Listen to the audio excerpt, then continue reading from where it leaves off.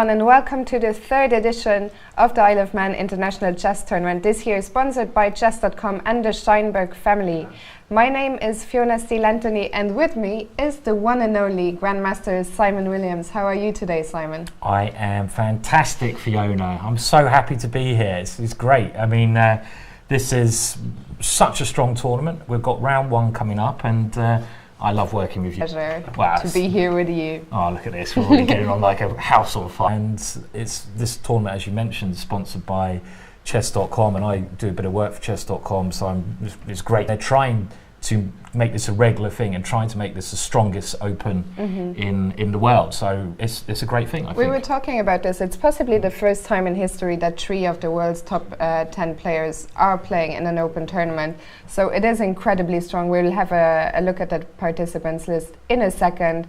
The game started already. We had some first day issues, as is the case. So here is the list of participants. So the top 3 seed, all 3 members of the gold winning Olympic team of the USA, so Fabiano Caruana, Wesley So, Hikaru Nakamura.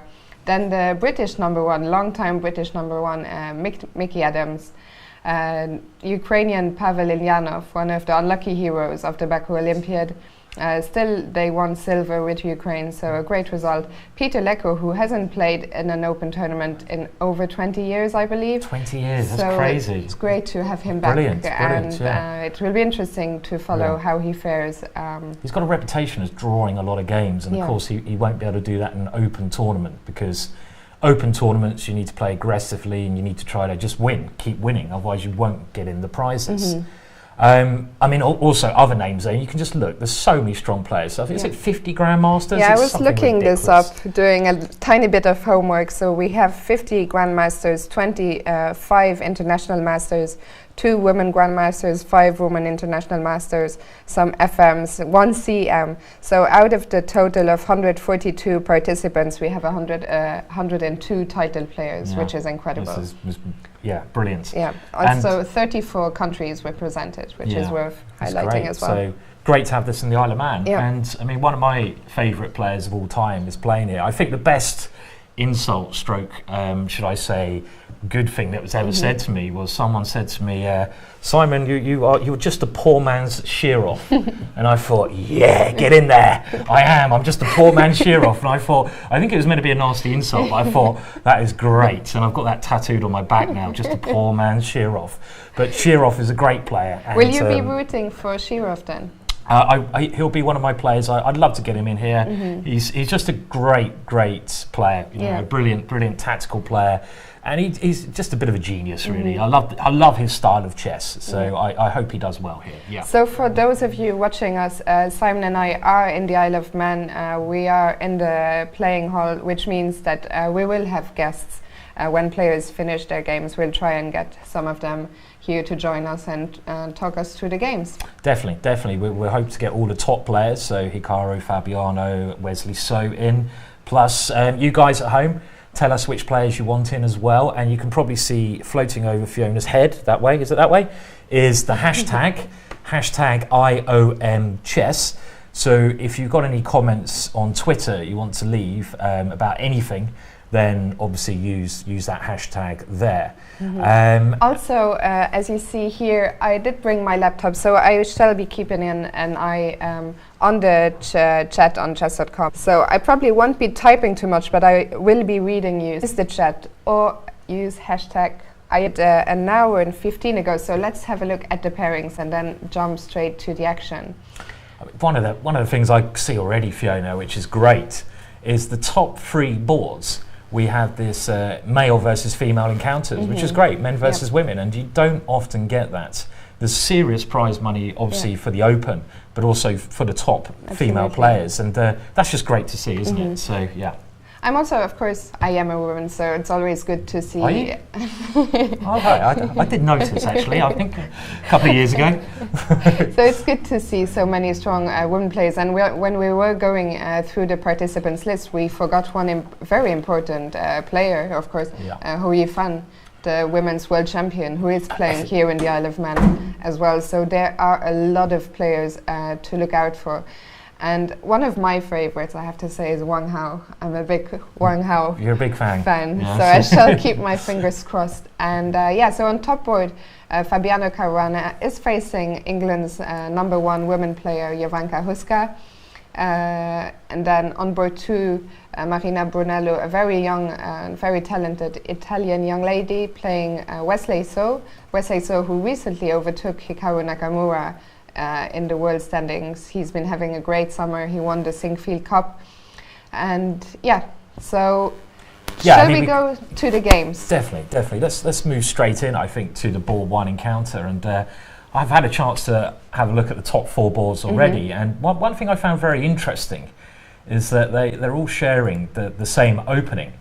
And we'll very quickly have a look at the moves on board 1 and compare this to the next couple of boards. This is the game, obviously, between Caruana and Jovanka Huska.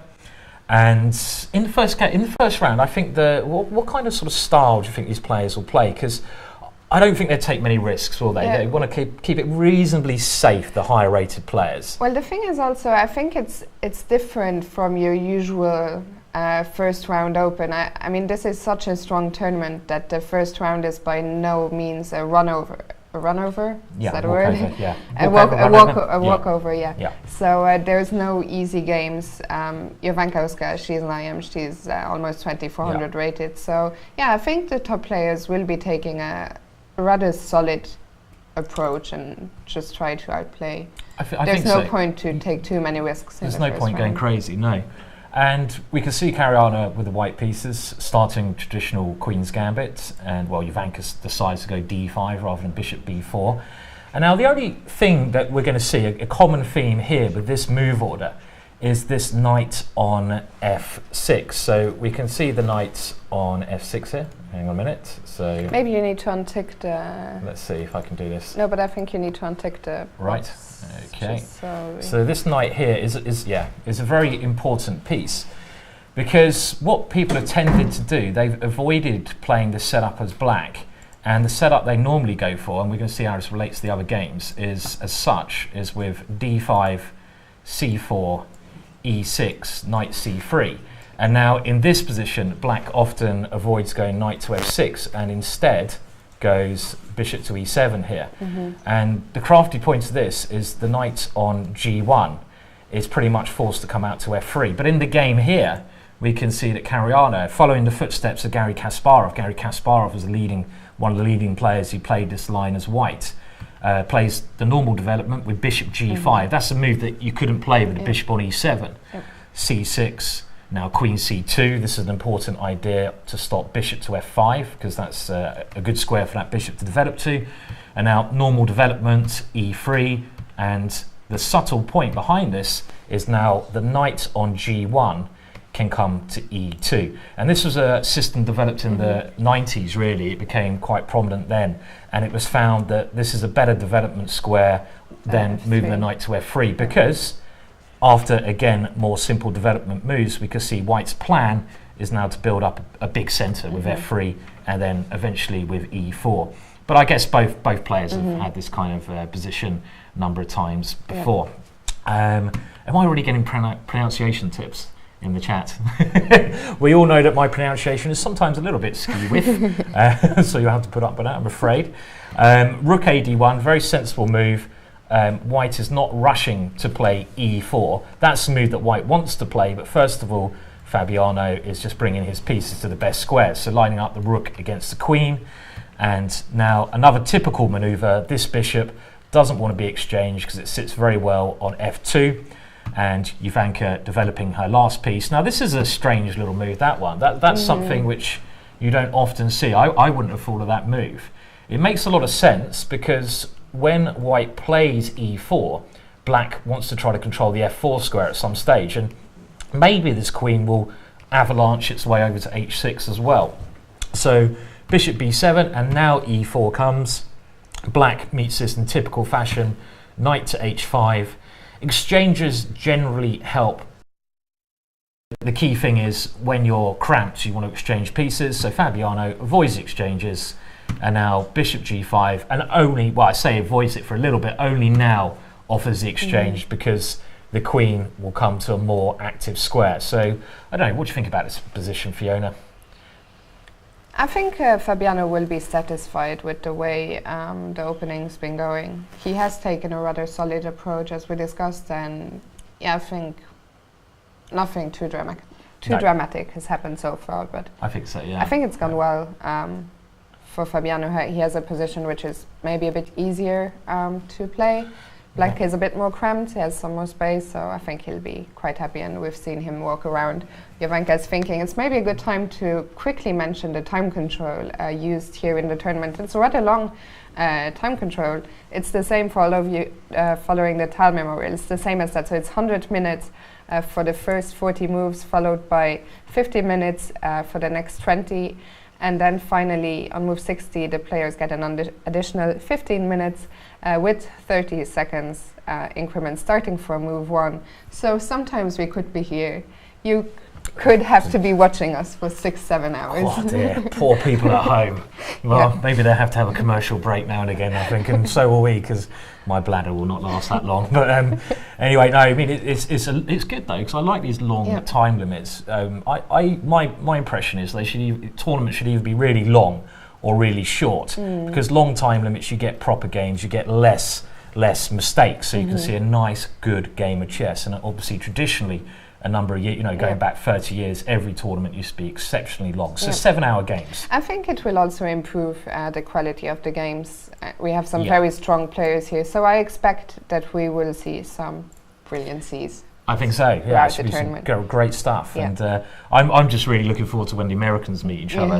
But okay, we're going to do one. I also had that feeling that it could be a matter of, like a competition in between them.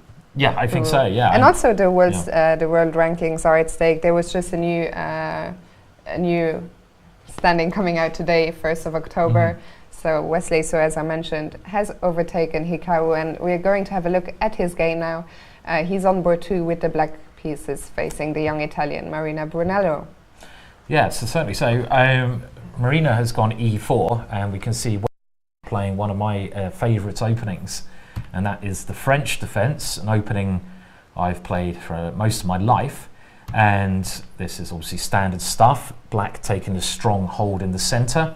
And now white goes for one of the most popular variations, knight d2, the so-called Tarrasch variation. The other main move, as well as knight d2, I would say the real way to test the French is knight to c3, favoured by Bobby Fischer. And these moves both have minuses and pluses. Knight c3 can be pinned and you can't move the c-pawn. Knight d2, you block the bishop but you can move the c-pawn. And at the moment this is one of the biggest tests of the French defence, this Tarrasch variation. Bishop e7, quite a flexible move, just wait to see what white's going to play here. Bishop d3 and now c5. And this is a typical move. Korchnoi was one of the guys, the late and great Korchnoi, who used to play these structures exceptionally well with the black pieces. He was, he knew the stuff extremely well. So look at the great Victor Korchnoi's games if you want to understand this from black. You can see on the camera as well. I mean, it's great having these cameras of the playing hall. You can see the main players, but you might get a glimpse of some of these, exciting characters in the backgrounds as well, walking past. I think we just saw Peter Lecco, and we have Rothstein, is it? Rothstein in the background there, so keep an eye on those cameras as well. Okay, so D takes c5, and this is a normal response. Knight to f6, black attacking the centre, white trying to control the e4 pawn for as long as possible by playing queen e2, and now quick development, black castles. Black's not too worried about losing this pawn because he's always going to capture this pawn later on with either the bishop. But ideally, the reason black does not grab that pawn straight away is because, well, the bishop on c5 is not so great actually. What is a better piece on c5? It's getting a knight to c5. So ideally, black would love to get a knight to c5 where it attacks the centre. So now white develops, and at some point, white might try to play b4, defending the pawn on c5. So a5 stops that, c3, again controlling more central squares. And now we see this knight to a6 move, trying to come in and capture that pawn.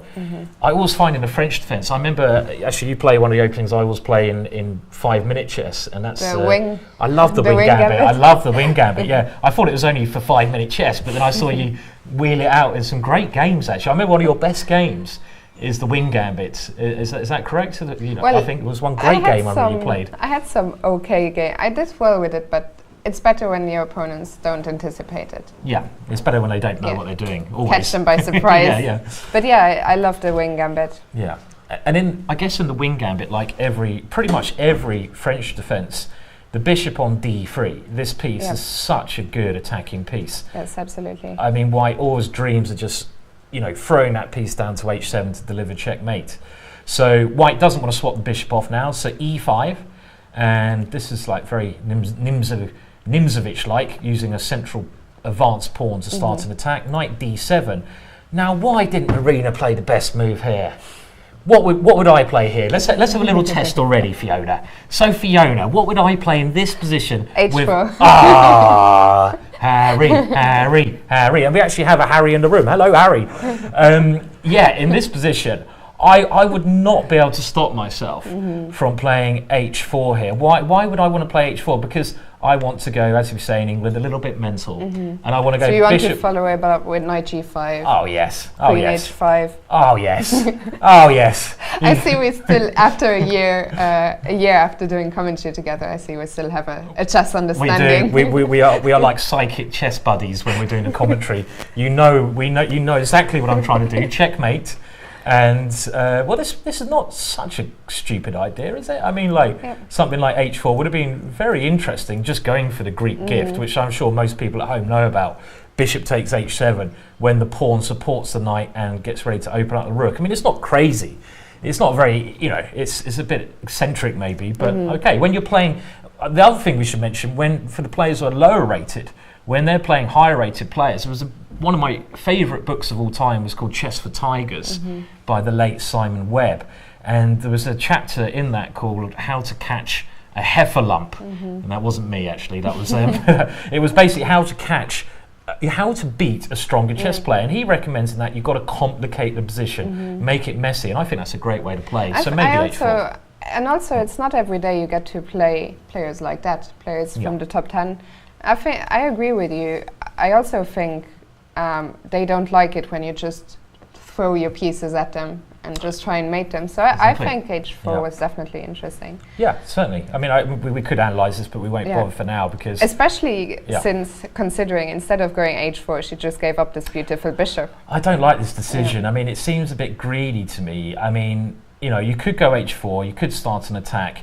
You could also just simply castle here. I mean, I'm sure bishop a6 is not a bad move, but giving up your best piece, okay, well, the idea is clearly to go b4 here. White wants to be greedy and grab a pawn, keep onto the pawn. And just saying, because I said I would keep an eye on the chat, and people are, of course, I think Harry has many.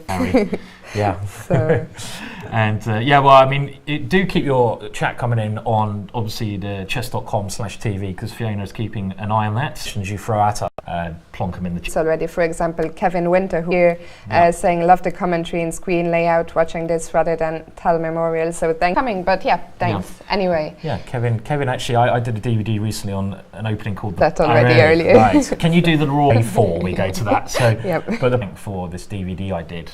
So back to the game. Playing a bit greedily, taking on b4 and now b6. And this is a typical move. For example, this pawn on c5 is a strong pawn. And White's next move looks pretty much forced to me. I think without this, Black clearly has good compensation, open line, and if the defense, what is the worst? Generally the worst. a6, that's going to be one strong piece. So c6 now played, and look at this, this gets very interesting now. And I have to say, I think Wesley So's move must be forced here.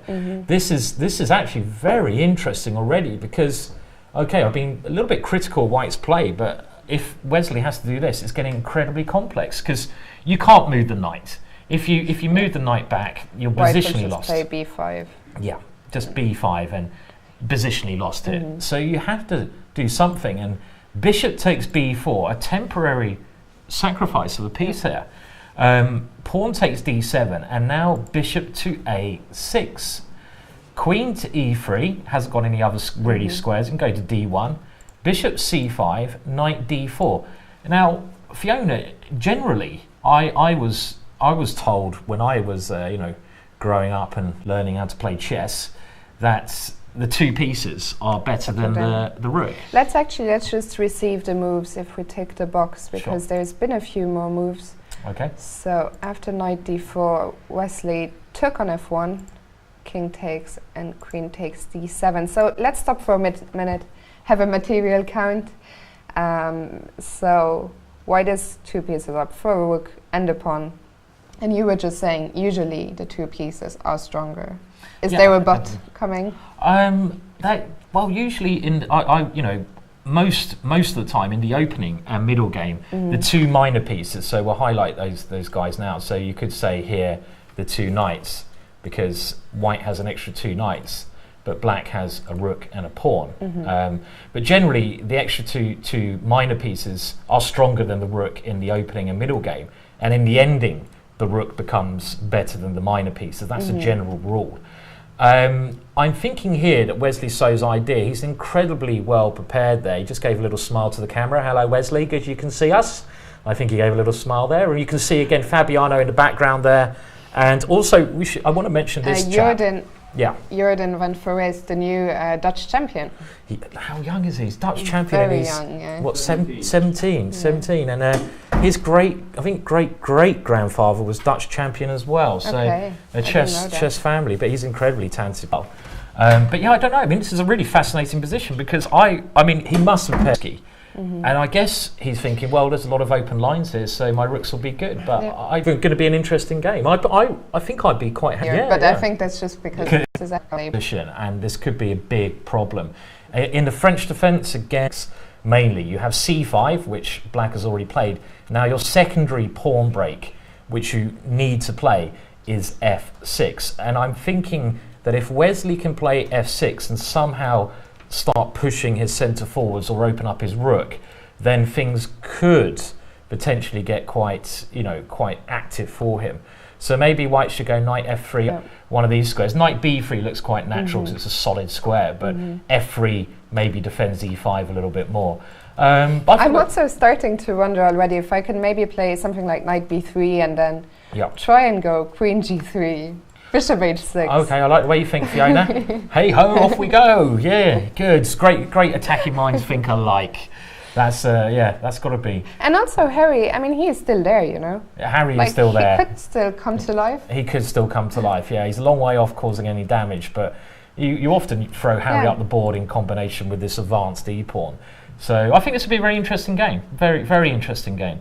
Let's move on now to board 3, and we will have a look at the great Hikaru Nakamura. And while you bring up the board, there's a question in the chat from Hecklover about the prices. I have to admit, I forgot to look them up. So I'm doing that right now while you talk us through Hikaru. Okay, so we'll go to the Hikaru game, and I mean, it's great that these now big websites are sponsoring tournaments, because any big open tournament, I think open tournaments are so much more fun than closed tournaments. I have to admit, I do commentary on closed tournaments, but I often end up falling asleep halfway through. I need various cups of coffee, because they play the same openings. They have so many draws. In open tournaments, you don't get that. So I think open tournaments are much more fun. And I like this trend which has been coming up, that the elite players who a few years back would just play in those closed tournaments where they weren't risking too much because they were just facing each other. But now it's great to see them all come out and play open tournaments. It started in Gibraltar, I would say, and then last year in Qatar we had world champion Magnus Carlsen. Sure. Now, I mean, Vishy Anand played in Gibraltar this year, so I think it's really exciting. And I think they also enjoy the challenge. Yeah, definitely. So yeah, I mean, it's great because, like you say, it's really a recent trend, isn't it? That the top players playing in opens, and I think this is because, you know, obviously the prize money and the conditions are great in such tournaments. Talking of prize money, just to get back to Hecklover's question and for everyone else's information, so there are 10 main prizes. There are also rating prizes and women's prizes, but the main prizes, first prize is £12,000. So that's It's not bad. It's decent. Not bad. Decent. And then Yeah, second prize 6,000, third 4,000, etc. If you want to look this up yourself, you can go to the official website, iominternationalchess.com, and you'll find all the information there. Certainly, and actually, you mentioned the prizes. Sorry, I know it's a bit late now, but the leading female is something. How much do they win? The women prizes are. It's not Gibraltar, but it isn't bad either. There are 5 women prizes. The first women prize is £3,500. Still not bad. Yeah. Still not bad. Okay, so on with the game. So Hikaru is white. Now, Hikaru's opponent, Ketivan Arakmir Grant, is. When I got my first Grandmaster norm, I had to beat Ketivan, and I managed to do so. So it kind of brings back good memories, and I was completely lost in that game as well, and managed to swindle her. But she's a very dangerous player, and I'm a little bit upset with her first move, d5, because she's known King's Indian defences, knight f6 and g6, and don't get me wrong, Hikaru is a King's Indian defence expert as well, but I would like to have seen that, and you get more messy positions with that. Also, Katie, I'm not sure you mentioned, she is a full-blown GM. Yeah. So a very strong player. She's dropped in rating a bit, but she is a very strong. She hails from Georgia originally, so the Soviet chess school. Oh yeah, she is. Yeah. Flirting through her veins. So let's have a look at what happened. I think this was one of the other. We had quite a few Queen's Gambit declined today, and this was one of them. Yeah, it's the same as what we've seen before. And again, Black would like to not play knight to f6 generally in these positions, for what I explained in the previous But here it's not a problem because White has already played knight to f3. Yeah, that's right. Actually, good point. So bishop g5, and this knight's committed itself here. Knight b d7, and now Hikaru goes for this change on d5. Now, again, at home, if you're trying to think what kind of openings to play at home, I find so many people pick the wrong openings. Now, if you want simple pawn structures where you don't have to watch changing, this is a perfect opening for White, because by 10, our good friend and teammate Keith Arkell, who plays this, well, Karpov as well, he tries to play it a lot like Karpov, with a minority pawn attack. You've got a very simple plan to play. So if you don't want to learn a lot of theory and you want something simple that you normally play the same plans, then just take on d5. It's not a bad idea. Knight c3, bishop e7, e3, c6, bishop d3, and now Black kicks the bishop away, bishop h4. Now the main move here, and the move that I think Black should be playing nowadays, is at some point I think knight to h5. This has become what is played at elite level most often, because this forces some pieces to get exchanged, and Black is a bit more cramped because the bishop on c8, so again, if you're cramped, you want to exchange pieces. And okay, if the bishop drops back to g3, we can swap our knight for that bishop, that will help us. And if there's an exchange on e7, we often see Black just castling queenside and putting the king over here. And this is like the modern way to play, really. Instead, Ketivan castles kingside, queen c2, rook e8, standard position. Yeah, but very standard. It's very standard, but this pawn is not normally on h6 here. This is you normally have this position. And you put the knight, bring the knight to g6 before playing h6. That's right, this knight comes around, because another plan you often play is something with g6 as well. And now that you've played h6, you kind of weakened a lot of squares. So for example, if Black ever plays g6, you have to watch out if bishop takes g6. So I'm not entirely sure if h6 was a good idea. Okay, bishop g3. The knight comes back to f8, has to get out of the way of the bishop. Ketivan goes to win the two bishops here, which looks like a lot of sense. Bishop e5, that's a crafty move, that one. Very crafty move, because that's a really high level move, I'd say already. Because what Hikaru is saying is that, okay, we've talked about a little bit of the light squared weaknesses after h6. Hikaru is basically saying, look, if you want to get rid of my bishop, you have to play f6, and you don't want to do that. Exactly, because you weaken all your light squares. So so bishop g4, knight d2, and now f6, which looks to me quite ugly. Look at those light squares. I was wondering, instead of f6, could I possibly have played bishop f6? Bishop f6, yeah, why not try something like this and try just exchange? Yeah. But then you you can probably win my knight already after h2 and g4. So I'll probably take that back. Maybe, yeah, I suppose. Or yeah. Also, something we haven't mentioned to the people watching us: we are not using engines while we do commentary. So if we overlook things, you see. Because you're better than us, or because you're using an engine. Bear with us. That's right, yeah. We don't believe in engines, do we? We don't believe in chess engines. We just believe in Harry. We believe in Harry, the power of Harry. I kind of think like everyone can use a computer at home if they want to, but what do you learn from just turning on a computer? It's boring. When you've done commentary in the past for the evil chess site, no, sorry, only joking, only joking. Another great chess site. I think it depends. Some people prefer, but I think most commentators prefer not using an engine just because it's more fun and also. Sure. Yeah. Otherwise, there is no point for you to watch us if we just tell you what the engine says. No, because we can at least tell you the ideas, can't we? When we're we can try. We can try. Yeah, I was going to say we can tell you. We can certainly try to tell you our ideas. Our ideas are not necessarily the best ideas, as Harry can testify. But yes, we can tell you the ideas at least. Yeah. So I think bishop f6 was not a good idea. So she did play f6. Sure. A very committing move. Yeah, definitely, because the light squares and the black king now is always going to be slightly like weakened there. It's a little bit, a little bit exposed. There's a lot of holes there, a lot of holes. You know that song, "The Power of Love"? Yes. The power of love. Can we change that to the power of Harry? Does that quite go? I don't know. Maybe someone can have a go at that. The power of Harry. Already we're going a bit. Do you know the word ski whiff?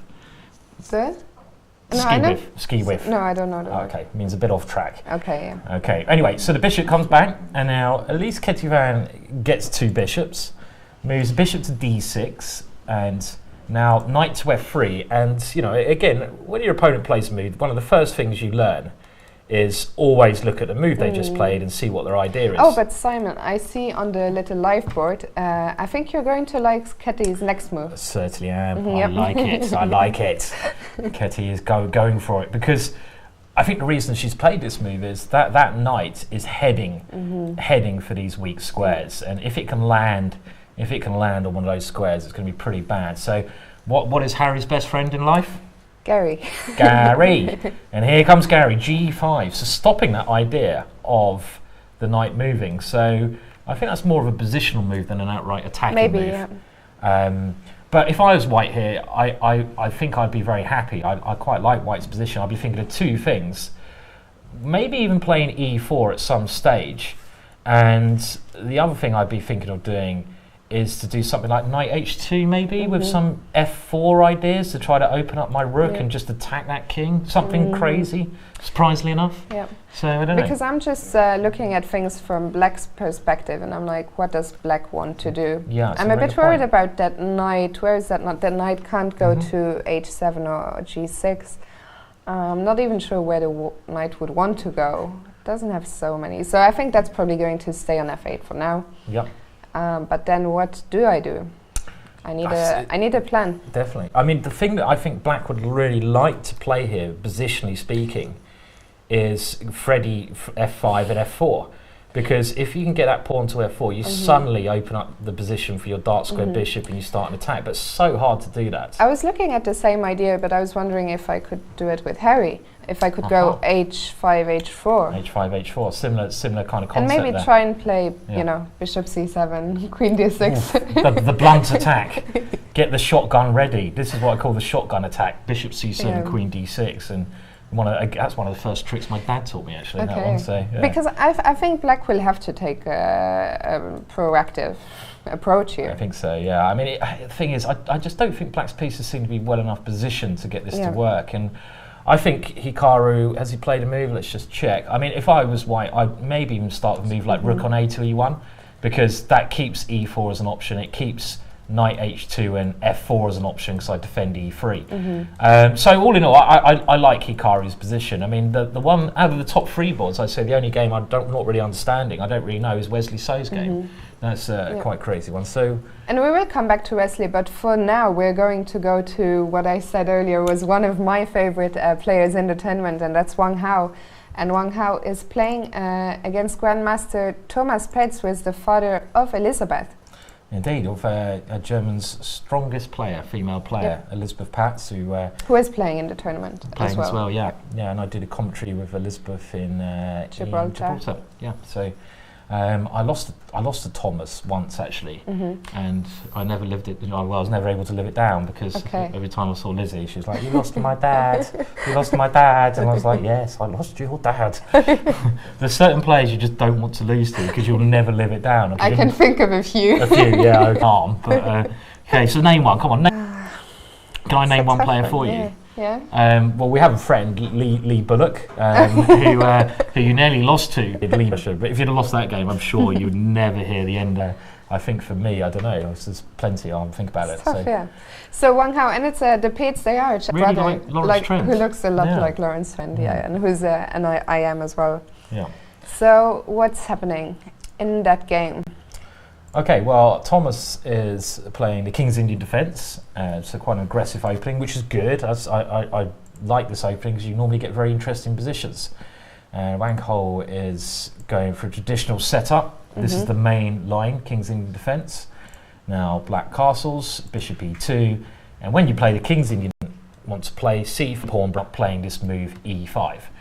So white castles, and now, well, I never like this next move that black plays. This is a move I always avoid when playing the King's Indian defence.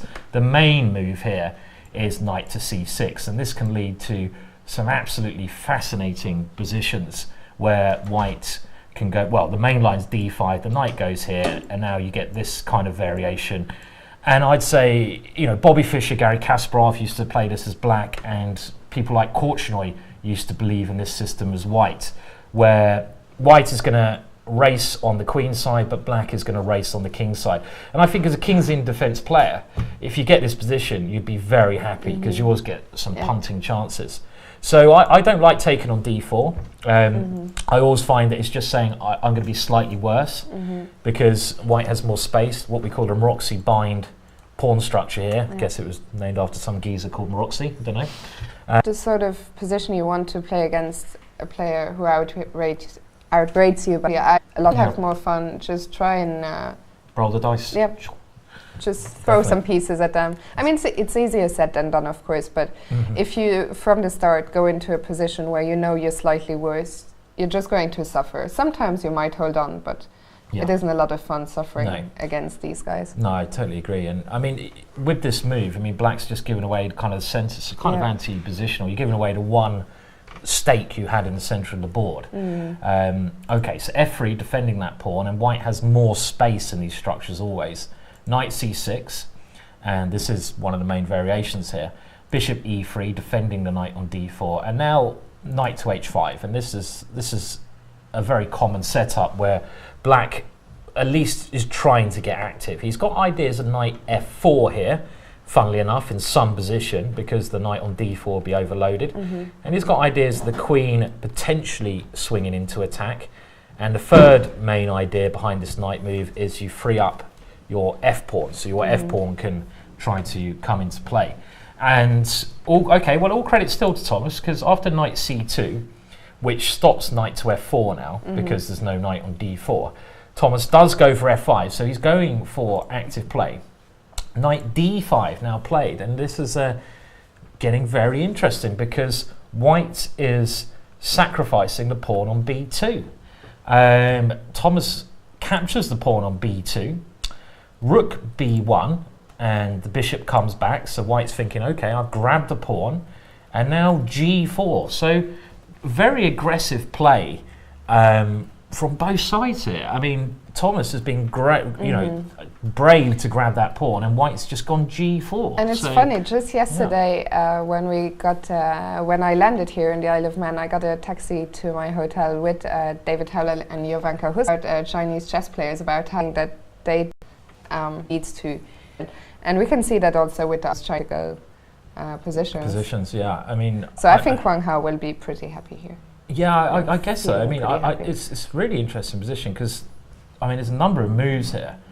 I suppose one of the problems with simply retreating the knight, which is obviously a main option, let's say you simply move the knight back here, is that there could be a very nasty pin in a lot of situations with bishop g5, and that's It's an incredibly difficult pin to get out of. If you try to break that pin, well, that's probably the best option, but I can at least grab one pawn.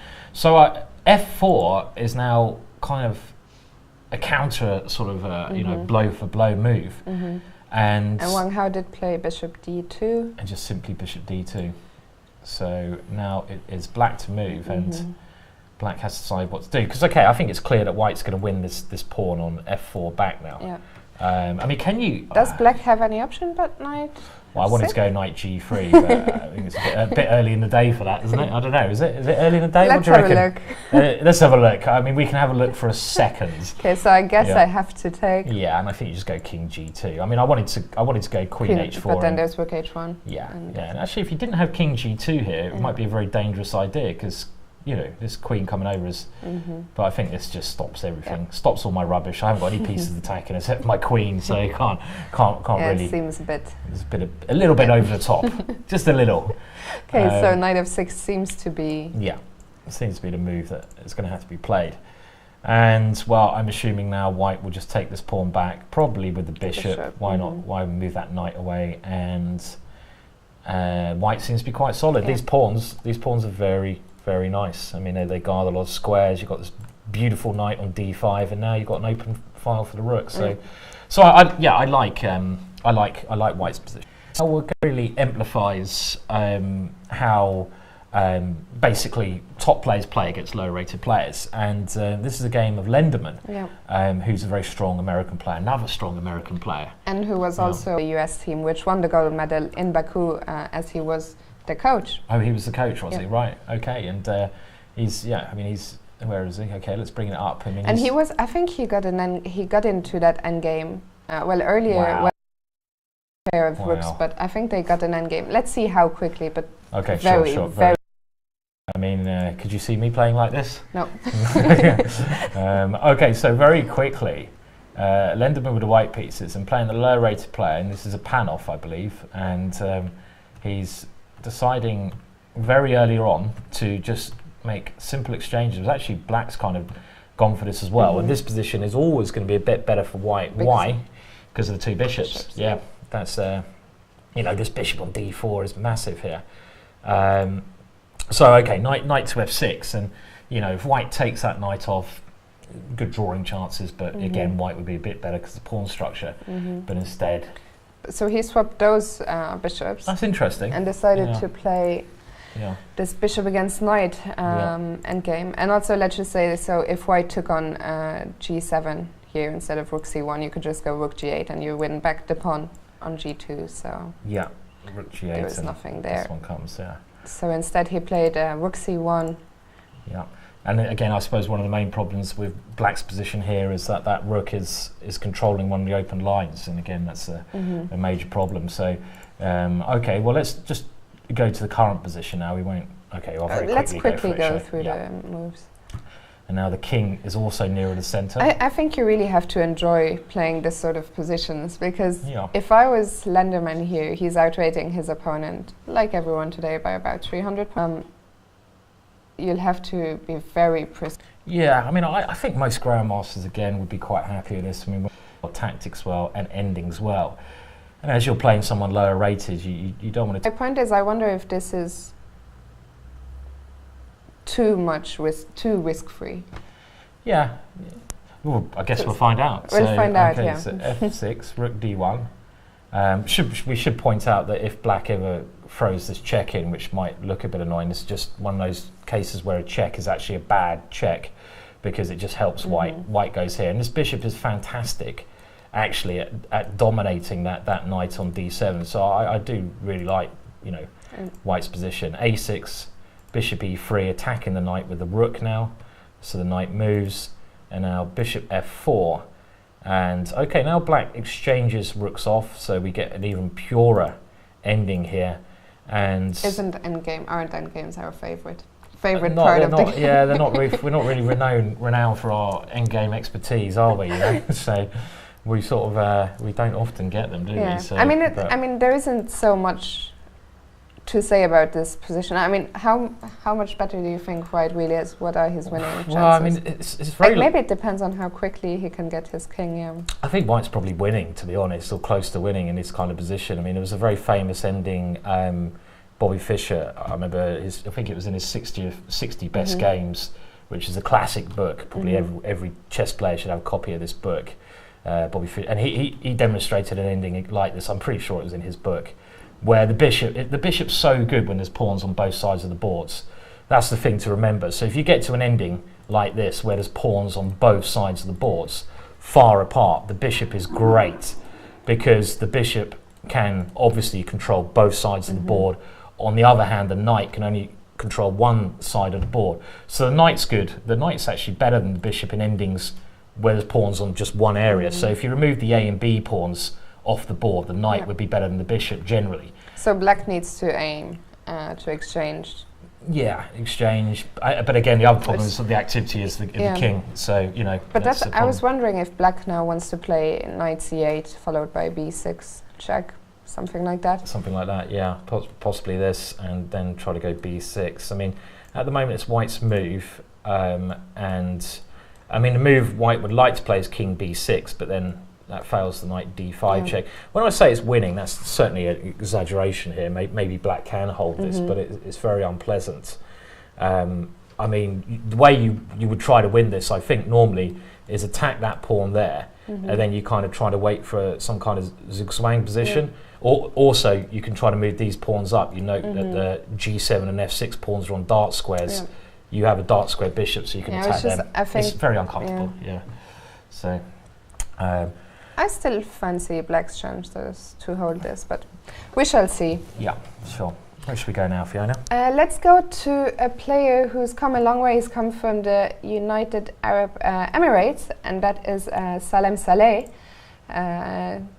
up-and-coming Grandmaster. Very interesting player. He has an aggressive style. I really like his style. He's a nice guy as well, so it's great to have him here. And he's playing against Kartik Venkataram from India. Yeah, and a lot of Indian players, like last year. I was just looking. It could be that they are the biggest. Yeah, we have 27 players from India. Wow. 26 from England. Wow, so more players from India than England, even though Isle of Man is actually meant to be English, kind of, isn't it? I think it's kind of Englishish, shall we say? I don't know. Maybe I'm going to be told otherwise there by people in the Well, what is this? Someone can clarify that later, I think. So, yeah. But yeah, it's surprising with more Indian players than English players. But okay, it must be a bit of a change in weather as well for Salim, I guess, coming here. Well, also for the Indian players. And also for the, Okay, so we now see our first Grunfeld opening, and that is with knight c3. And now, instead of bishop g7, the king's Indian defence, d5, the Grunfeld, is very, very popular opening. I think you've probably got Peter Svidler to thank for making this move popular, the Grunfeld, in modern days. I mean, MVL, Maxim Legrand, of course, I was going to say. Plays it as well, and Kasparov's played it quite regularly. And I think Anand's, it was Magnus Carlsen used it as one of his main defences against Anand in the World Championship match, last World Championship match. Okay, knight f3. I've got a little test for you coming up. After bishop g7, what move have I played here on a regular basis? h4. How did you guess? I thought it was going to be like an opening test, but that was an easy. That was an easy one. I wouldn't try to trick you out with those ones. So, Grishchin, strong. Carlsen, so someone pretty good. Yeah, I think it was Grishchin. And the idea is really to try to divert the knight. If black castled here, this would be a major mistake because of h5. Knight takes. Instead, we see a more 4. The trend in theory nowadays, it seems to be at top level. For some reason, White avoids playing this e4 move against the Grunfeld. I mean, the only player he does play I can really think of on occasions is Kramnik, but most of the top games, for some reason, White avoids playing this kind of setup now. And this, after knight takes c3, pawn takes c3, c5, is the main setup. Or, in the Grunfeld, where White is claiming to have a big centre, but black is claiming that he's got very active play by just attacking that centre, especially the pawn on d4. Okay, so White defends this pawn. castles, and now queen d2, queen a5. This setup of white is a Kramnik favourite. This is the setup that Kramnik has preferred. Rook c1, and now, I mean, I think a less aggressive player, maybe if we had good old Lenderman playing with black here, no offence to Lenderman, I'm sure loves his aggressive games as well, might have played pawn takes pawn here going into the ending. I mean, this is a variation where you get the queens off straight away, and white can even take with a king here. It's not ridiculous, and this has been played many times. But rook d8 is certainly more up Salim's street because it's an aggressive move, keeping the queens on. Now d5, and Jonathan Rowson was the first person, actually, I think, to give the pawn a name. It wasn't me, you know. I have to give credit to Rowson, and he called this pawn Derek, maybe. I don't know. Did I make that up? In his great book on the the Grunfeld defence, and he said one of the main problems with the Grunfeld is this D pawn, because this D pawn often lands a fatal blow down there. So this is very critical. E6 again, trying to chip away at the centre, and now bishop g5, a very annoying move for black to deal with because f6 blocks the bishop on g7 in. Even though white's lost the tempo there, it's a very handy tempo to lose because you have made black play this f6 move, which is not ideal for black at all. Also, it weakens e6. Now, an interesting move, knight c6. Putting the knight into a position where, well, it can't really be captured because of the queen. So white now says, okay, well, I can't capture that knight. Let's threaten to capture it by blocking the queen. And Salim goes, no, you're still not threatening to capture it. I'm going to go b6 anyway, which is interesting. So because I guess the point is, if you take, I have c4, or maybe there, probably. Yeah, so I have to play c4. C4 here, and yeah, it looks like black will get the piece back. I mean, you could consider some queen sacrifice here, couldn't you, if you were completely nuts?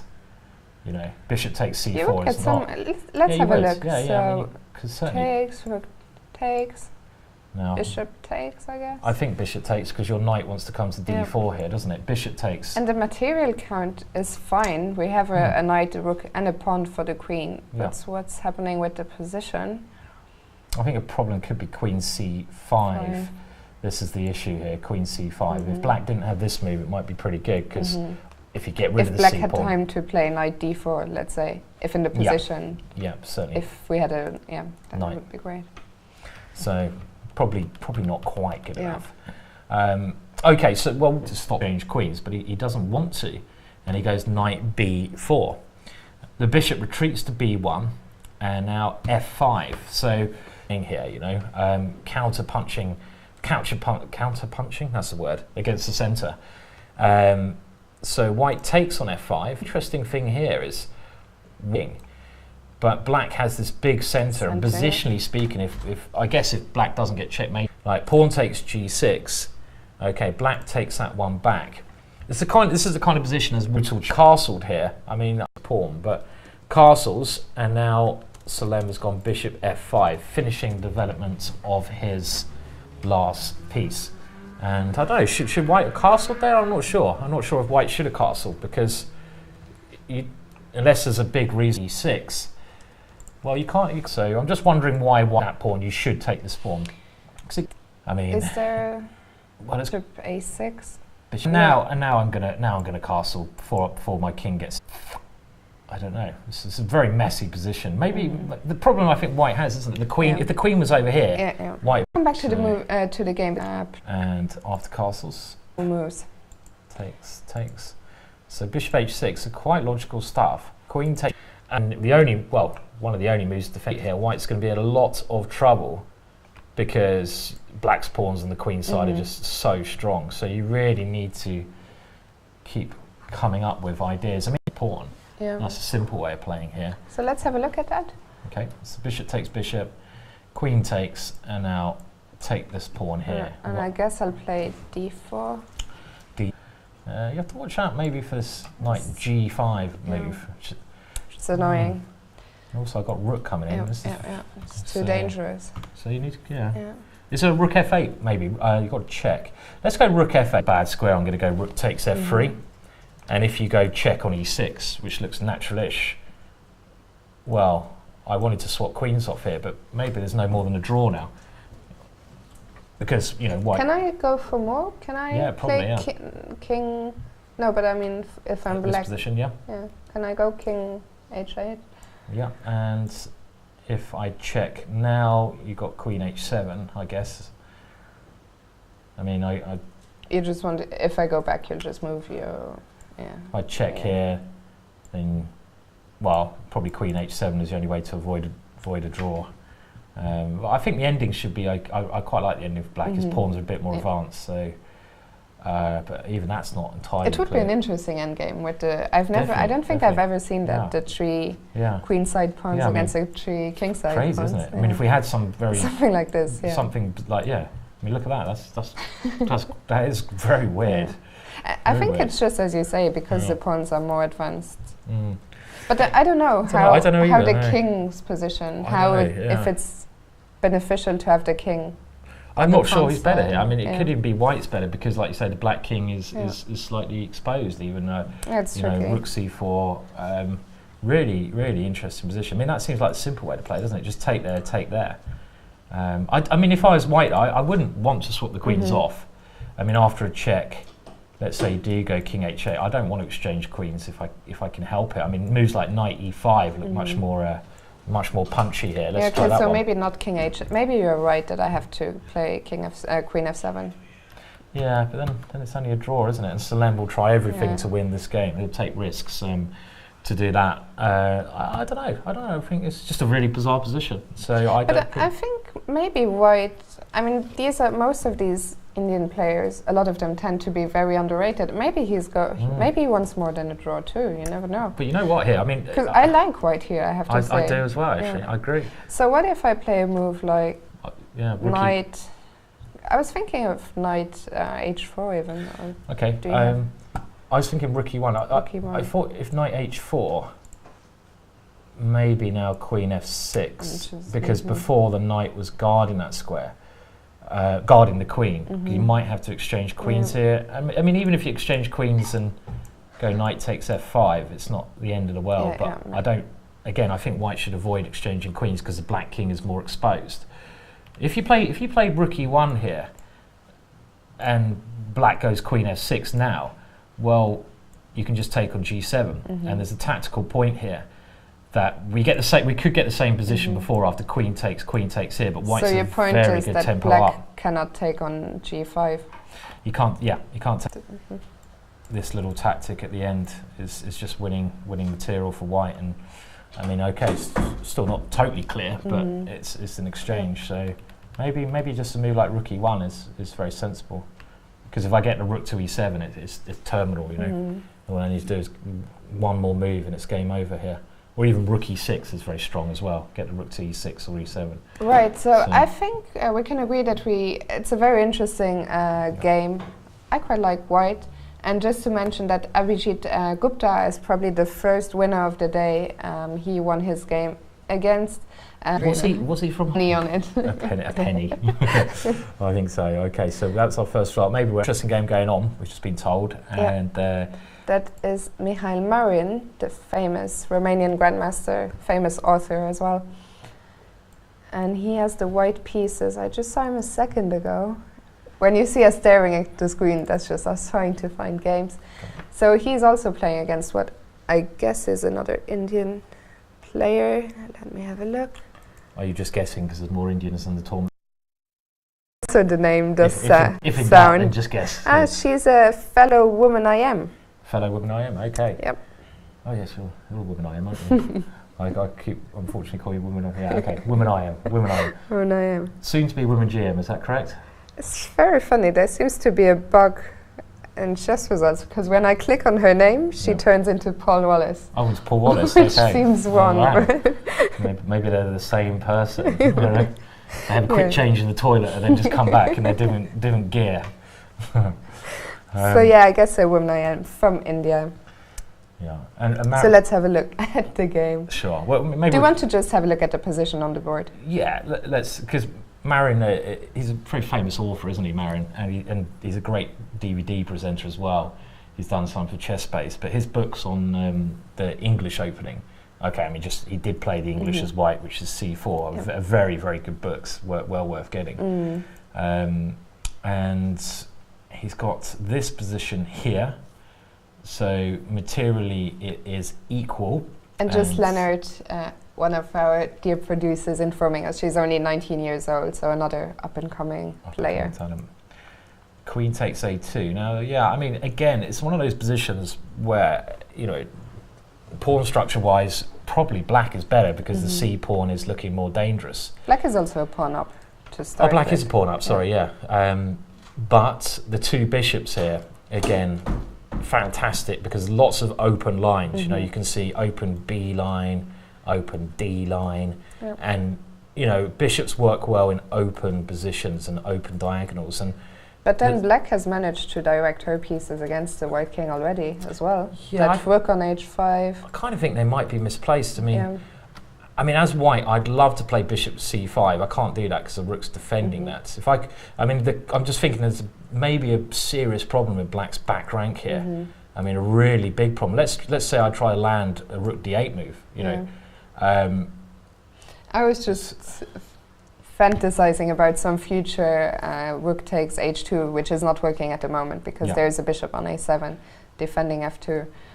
It's funny because that's exactly the first thing I looked at as well. So we're obviously hackers alike, aren't we? You know, the way our brains work, we just look at the most ridiculous move on board. Oh yeah, what about rook takes h2? I was going to suggest it, and I thought, oh, hang on a minute, there is actually a bishop defending that one. And I mean, even if the bishop wasn't defending, it might not work. Rubbish, right? I know, but it's interesting. Well, it's kind of move we want to make work because you've got knight g4 coming in, but.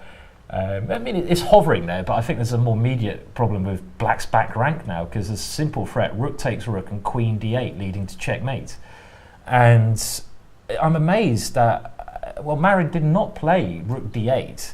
So why did white not put his rook? Is it queen takes a3 simply? That could be the reason. And you come round the angles to defend. Aha. Okay, I've got a can we say trippy idea? Hallucinogenic idea. How about we go bishop c5 first? Now, don't think I'm crazy, but rook takes c5, and now rook d8 because you can't go queen takes a3. I mean, that is the worst idea I've recommended all day. What is your... No, there's no idea, it's rubbish. What's your threat? My threat is rook takes rook and queen d8 with mate. Okay, I was thinking of knight e8. I'm also not... very weak yet. Okay, but maybe I can just take on c6. Yeah, that's the problem. So okay, that idea did not quite work. Okay, almost. It was an almost. Okay. It was a good try. It was a try. I don't know about a good try. Okay, so what did he play? He went bishop to f3. So he's trying to kick that rook away and go bishop c5. I think white's doing very well here. I've got a feeling that white. Okay, so what if I go rook f5? Rook f5. But f2 is still defended. f2, you still want to say you still want to go crack down on that one. Well, now I can go rook d8 because maybe can I do this move because I've got I haven't got bishop c5. But now you don't have.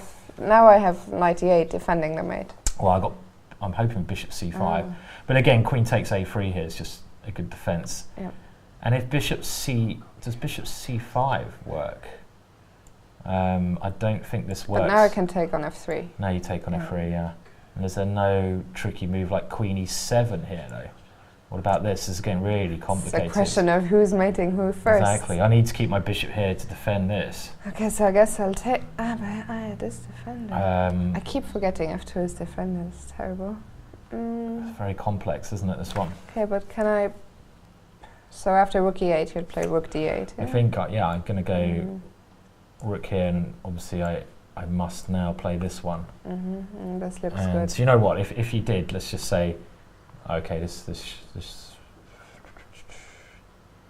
Yeah, I don't know. It's still very unclear. Very unclear position. But well, I say unclear. I mean, I really like white. I mean, that was unclear tactics there. But I think instinctively, white must be doing very well because of the problem with the back rank and now bishop c5 is coming and rook d8.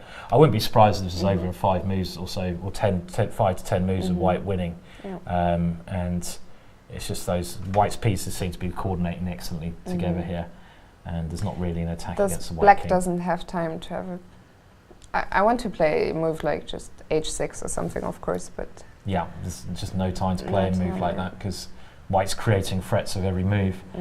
And yeah, it's just all the black pieces are just discoordinated, I think. I mean, there's a rook on that side of the board over on h5. There's a queen on the other side. There's a bishop there. They're not really together. They're just discoordinated. White's pieces, on the other hand, are all flowing a lot better. And you'll find that Grandmaster's so good at just coordinating things at the right time. And this is what's happening here. So I think Marion will win that one. And yeah. So right, I think that concludes the first part of today's show. We're going to have a very quick break. As we mentioned at the start of the show, it's a long time control, so it's going to be a long show. There will be plenty more of us later on. So thank you for watching us so far, and we'll be back in about 10 minutes. What were the best moves and biggest blunders from Baku? Hikaru Nakamura tells us what it feels like to be a gold medal winner. And the biggest news of the year, it's Nakamura versus Carlsen on October 27th. Live from the 2016 Chess.com meetup. This is Chess Center! And we're here with Olympic gold medalist Grandmaster Hikaru Nakamura, fresh back from his trip in Baku. And as I understand it, in your last round, you were deathly sick. Captain John Donaldson was going to drag you out of bed. Is that as sick as you've played a chess game before? No, I wouldn't say that's the sickest I've been. Strangely, it seems that the past few Olympiads, I always seem to get pretty sick at the end. And unfortunately, it's ruined a couple of the events. I've lost a game towards the end. But nevertheless, I mean, had I rested in the final round, I think it would have put a lot more pressure on our bottom boards. And the strength of the U.S. team really was having a third Grandmaster who was about 2,800. And whether that was me, whether it's Wesley or Fabiano, I think that's fairly irrelevant. But basically, you have to have you have to be pushing the strength down as far down as you can on the board. So I think it was important that I played the last round. You got through it with a draw, and now earlier in the tournament, in round 7 against Serbia, you had this knight takes g6 move against Grandmaster Marcus. Was that your move of the tournament, or am I overlooking something? In my tournament, yeah, I think that was the best move that I played. So it was a very nice way to finish off the game, win a quick game in the 5th round, and then just relax. Years ago, you told me you wanted to win a gold medal with Gadakomsky on the team. Bittersweet at all that you got your gold, but without him? I wouldn't say it was bittersweet. Certainly it was nice. I think for me, probably the one thing that's strange is that it was the first time I played an Olympiad without Gada or Alex. And so really, in a way, I feel like I'm the last pair left. I guess my journey in the Olympiad started in 2006, and so it was Gada, Alex. I think Var played that time, I'm not sure, but also John was captain. So kind of it's like John and I are the last kind of remnants from the past generation or from past Olympiads. So it was quite nice at least to win a gold medal, and at least someone was around from when I first played in 2006. There you have it. He has 2 bronzes, now a gold in his resume. He's now the senior statesman on the team, Grandmaster Hikaru Nakamura. Robert, for our move of the week, we're going to take a look back to the Olympiad, where so many great games were played in Baku, but perhaps no one playing more consistent chess than the Georgian #1. And now, I'm not a religious man, but I do study the book of Jobava. Show everybody how Bador giveth the bishop, but taketh away the protection of black's kingside against Ruslan Ponomarev.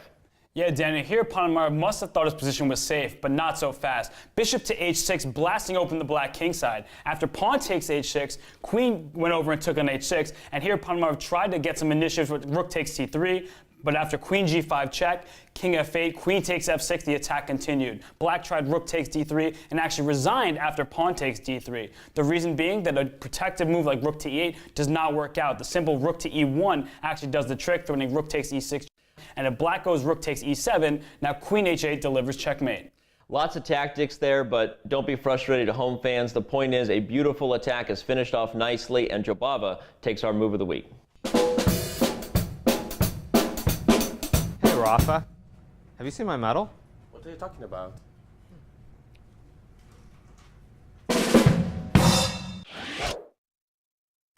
Peter Dockers was on site in Baku covering the Olympiad. He's here now to give us the big stories on how things wrapped up. Absolutely, Danny. Well, for the very first time in 40 years, it was the USA who won the gold medal in Baku. They edged out Ukraine on tiebreak, with both finishing on 20 match points. never seen before actually at an Olympiad. And it was a top seeds Russia, again not winning gold, not silver, they ended up winning bronze. But it was an exciting finish, including the tiebreak controversy. Now let's move on to things and how things broke down in the women's division. Yeah, also there Russia had a disappointing result. They didn't even win any medal there. In the last round they played against China, who are already 2 points ahead. And China won that thrilling final clash to win the gold medals. And well, Poland was the team in the women's that got silver and bronze. Hey, you guys, have you seen my gold medal? No. All right. No. And speaking of Hikaru Nakamura, ladies and gentlemen, this week the big announcement that he will be playing Magnus Carlsen in the finals of the Grandmaster Blitz Battle Championship. Tell everybody when that will be. Well, 27 October, so mark your calendars. It will be 10 a.m. Pacific, 7 p.m. Central European Time on 27 October. It's going to be on chess.com/TV and Twitch. And I am definitely one of many chess fans going to watch that. The world will be watching. We'll be there trying to keep up with those two speed demons in what is arguably the biggest chess event for 2016. As awkward as it sounds, Robert, everyone loves a good self-mate. Show the people how Blagojevich blundered his way onto Chess Center this week. Well, Blagojevich clearly does not watch Game of Thrones, because if he did, he would have learned from Stannis Baratheon. He should have retreated his king, which would have led to equality. Instead, he marched his king forward to h6 and actually resigned after the move queen h1 check, because it's a forced checkmate after king g5, queen h5 check, king to f4, and now queen f5 is made on the board. Gotta love the smell of blunders in the morning.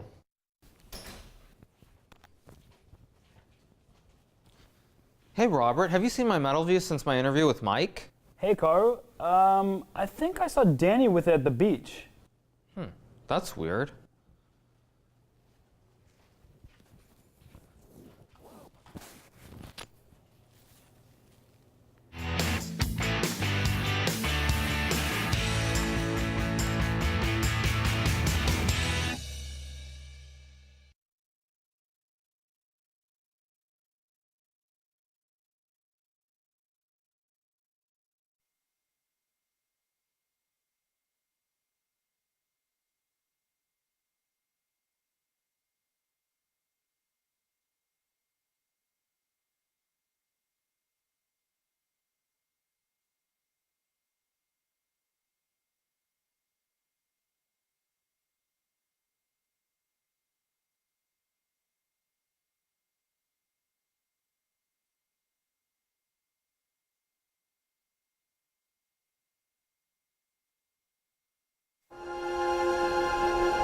I wouldn't dare consider myself a Manxman. I'm what here is called a stopover.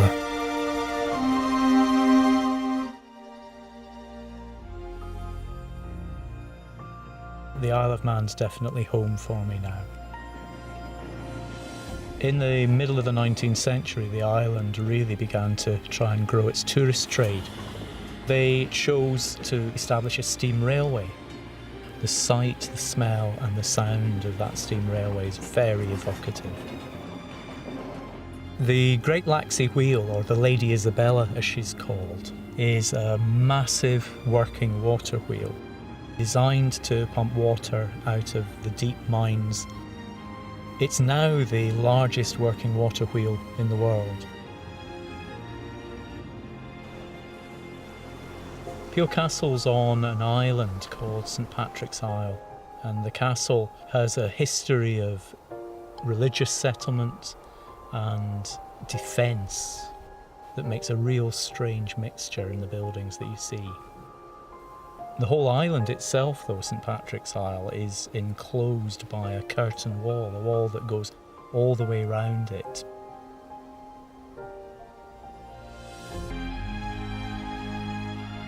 The island it's all sorts of different places in one.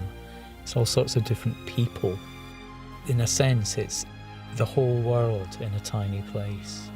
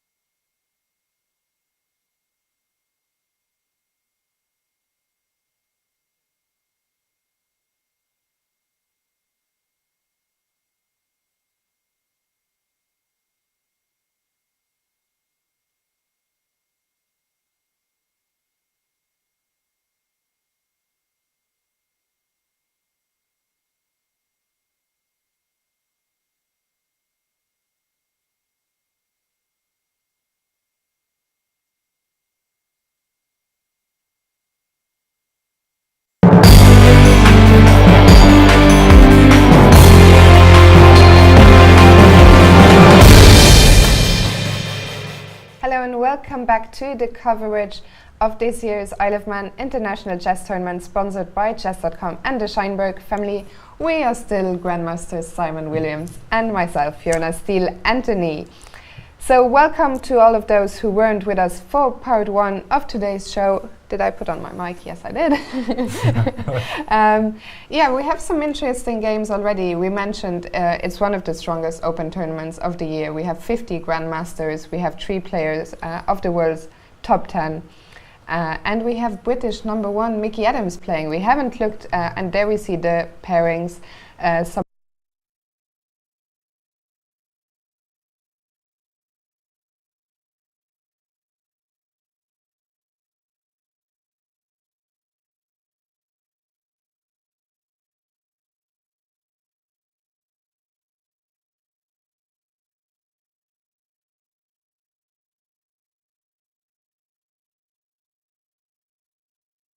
I don't know if it is the first time.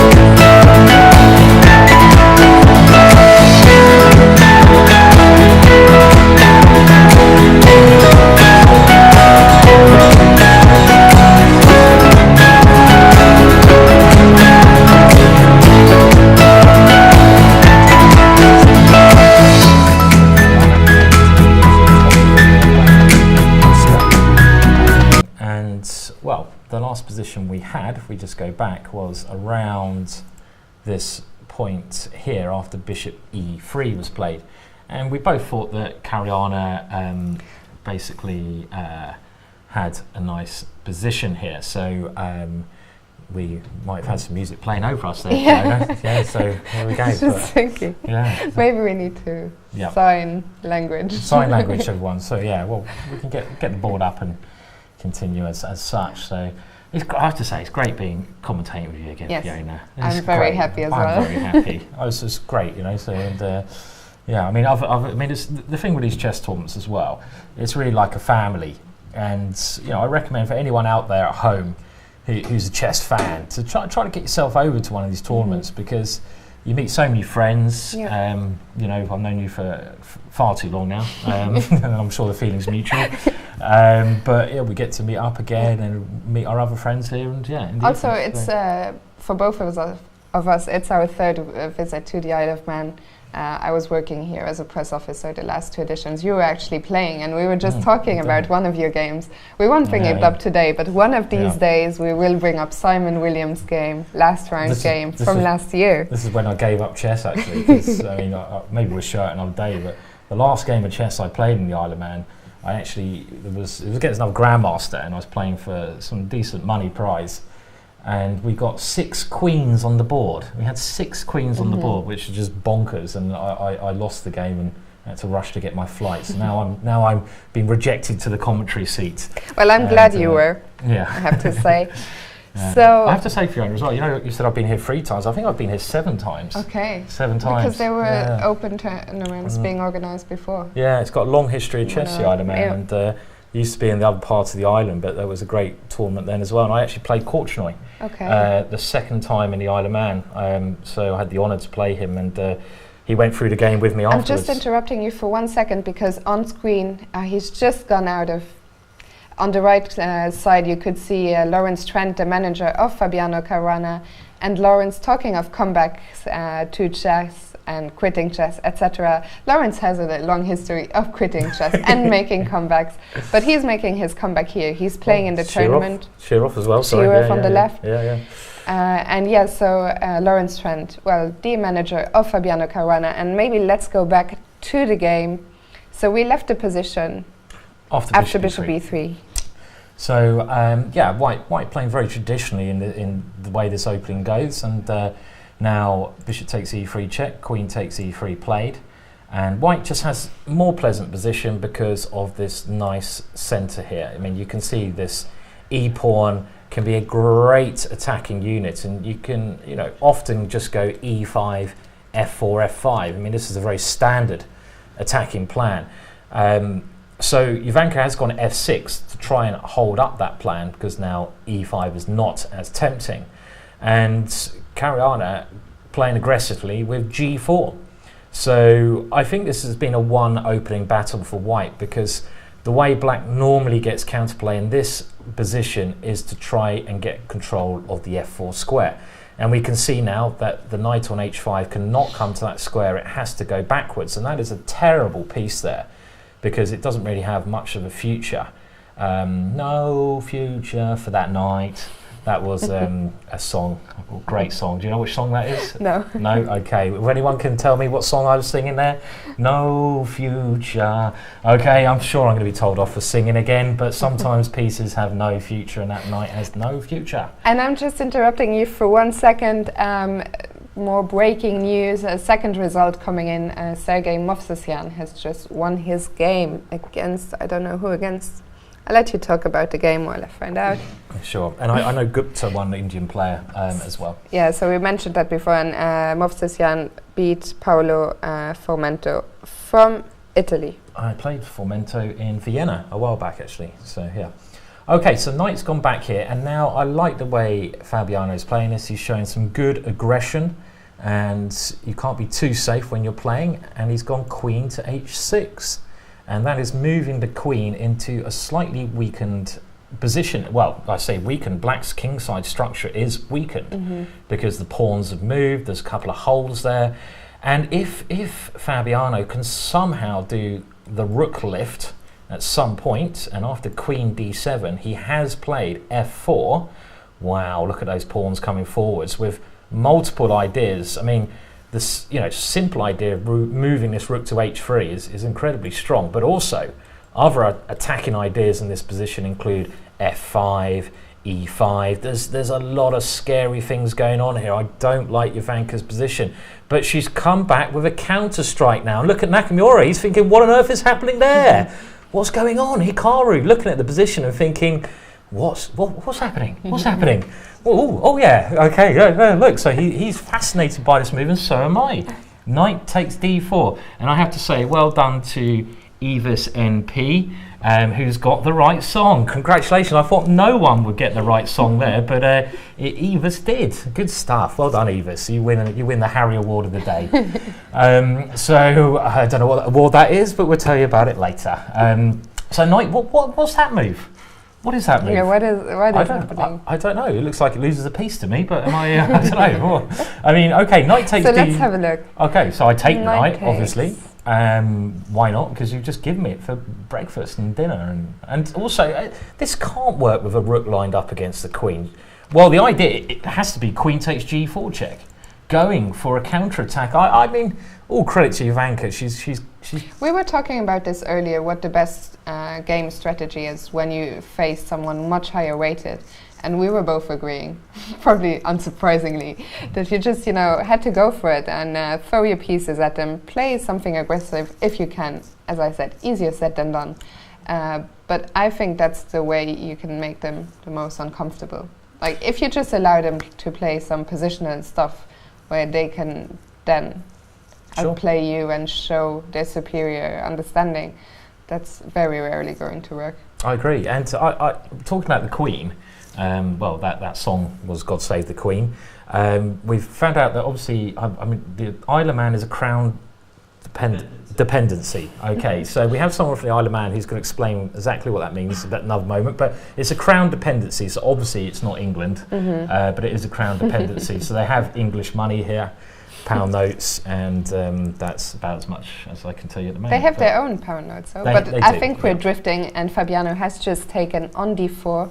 Big crowd around this game now. Yep. So I guess the idea is queen takes g4 check, and now if the king goes to h1, Jovanka is dreaming of getting this bishop into the game. So if I was black here, I would now be, I guess the idea is to go c5, try to take here, and checkmate Fabiano. What a cheeky idea that is. You can't do this against one of the best players in the world.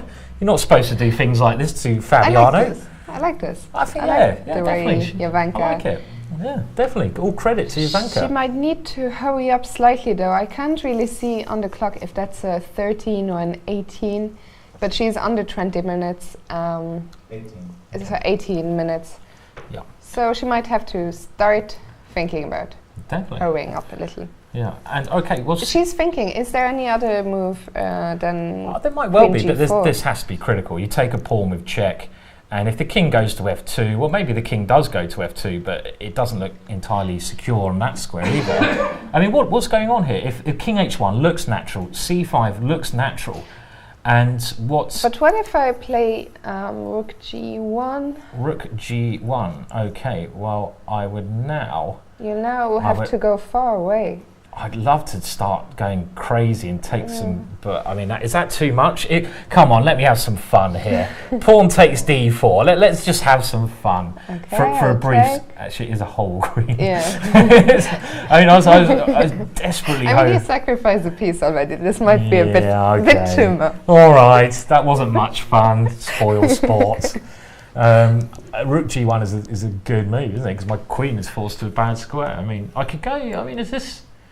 It looks completely wrong to offer an exchange of queens. if you want to mate me and you've just sacrificed a piece. But the thing is, if I get my bishop in, it's a massive check. So, I mean, if I move the queen away, I mean, maybe queen c8 is possible. But doesn't look like a move you want to play. Let's just have a quick look. So queen takes, queen force, knight takes, because my knight's now coming to f4. You've got a knight on d4 on pre. Okay, I'll go to e2. So maybe b5 is an aggressive one, but knight e2 covers. And now I want to defend f4 as well. Okay, and now the problem is when I take here, you do have a check. If you didn't have that check, it'd be a very good, because e3 is massive. But in this position, you do have bishop c4 check, which is forced. And then I can just play bishop d5. And then bishop d5, and that spoils the party, doesn't it? I feel. Yeah, that does indeed spoil the party. So, well, Jovanka hasn't played c5. And there's a player on the camera who you asked me outcome, so now it's... Maya, and Maya is on chess, which is an event held on the first Tuesday of every month, so that's coming up very shortly. So another great event any title player can play in. Yeah. So she has taken, and Fabiano immediately played king ah1. Okay. So and now the question is, what now? Well, the other option is to try taking on e4 straight away, because this way I can again attempt to force issues. But I think this check on c4 is always the way that white wants to play to gain a very useful tempo. So something like check, king here, and now we need a good consolidating move here, like rook g1 again looks a very decent move because that queen is active. Let's force it away. And well, if the queen has to go back to c8, it's not the move you want to play when you sacrifice, does it? I mean, I don't want to go d7 because of the rook on d1. I don't really believe this. I mean, queen c8 is just too passive, isn't it? This is not. And I've even got rook g6 here. I mean, come on, bang, put that in your pipe and smoke it. Yes, my favourite expression. I was wondering if I was able to say it or not. I've been watching too many of your videos. Too many of my YouTube videos. You know all my terminologies now. So yeah. This has gone and someone was wondering, and there he's back. Someone in the chat was asking if that was Niels Guandelius on camera, and that is indeed Niels.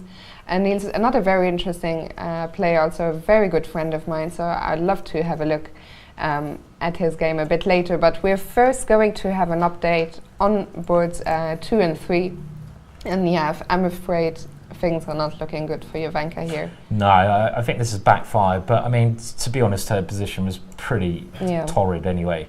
And Wesley So's game was very interesting. And also Jovanka, as I mentioned, she's now under 15 minutes, so I'm afraid this isn't going to go on for too much longer. I don't think so. And okay, well, again, you can see the big crowd there on this board 2 encounter. And So this was very interesting Yeah. earlier on, and yeah, we stopped here after Queen D7. so let's see how things develop. So the knight did go to b3. I was thinking that black's plan was something to do with f6, but clearly it wasn't an f6 plan.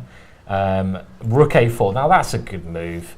Putting a rook on a good active square, increasing the pressure. I mean, if you can get through this knight, somehow get that knight away from that square, you're doing extremely well. Yep. The king gets out of harm's way and just simply rook a8, queen d2. Yeah, this isn't anything like the things I had in mind, like playing Queen G3, but there was just no time, was there? Like I was suggesting earlier, that white could maybe play something like Queen G3, Bishop H6, H4, H5, And but the checkmate. problem was Yeah. there was no time No for time white for to... it. Queen c7 played here, and if I was white for as long as I possibly could, I mean, I'm guessing the natural move, Bishop b2, or even maybe take on e5. So that's the move you really want to play. I mean, another move got rid of that blockading piece. So white has taken the bishop, but now after b takes c5, these pawns come connected and passed, and that is a really awesome combination and not very pleasant for white. So the knight's come back to f3, and now queen a5. And as I said earlier, when you're playing with the rook against the two minor pieces, you want to get to an ending. The rooks become stronger in an ending. So exchanging queens is a very logical thing to do. The queens have been exchanged, a3, and now the rooks coming to open files, looking good now for black. King f1, rook a4, another good move, that rook trying to activate. King e2, and now eventually this f6 move is played, trying to get another pawn moving forwards. King d3, and white moving the king into center. We have more moves here. King f7, rook a2. White just doesn't really have any plan here. It could just be lost, this position, actually. So very nice idea from Wesley. You can see Elizabeth Patzer in the background, German's top female player, and you might recognize her from some commentary I do. King e7, bishop b2, d4, and now the pawn's starting to look scary. Bishop goes back to c1. That just shows really how planless white's position is here. White doesn't have a constructive thing to do here. You've got to wait and be tortured, which is something I don't think people really enjoy doing, is it? So pawn takes f5, knight takes e5, and I think Wesley's simple idea behind this, if he can get it, would be to get the king into d5. I mean, if that king can get into d5, you can go c4 and it's game over. So if he does try king d6, let's say knight c4 check, well then king d5. And you can't keep the knight on c4. You just can't do it. Rook c2 loses to rook b3 check, and you're going to win the knight on c4. And if the knight moves, just to demonstrate how bad this position will get, I mean worse, c4 check comes, and these pawns are worth a piece. These two pawns are as good as a piece, and they're really dominating two of white's pieces here.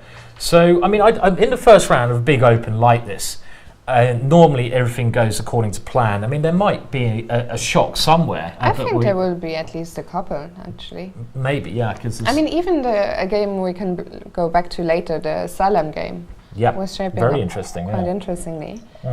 And yeah, so what happened? Okay, well, after knight to takes e5, Wesley has just gone rook b3 check, and actually he's just going to go. Is he going to go c4 next move? Let's be careful.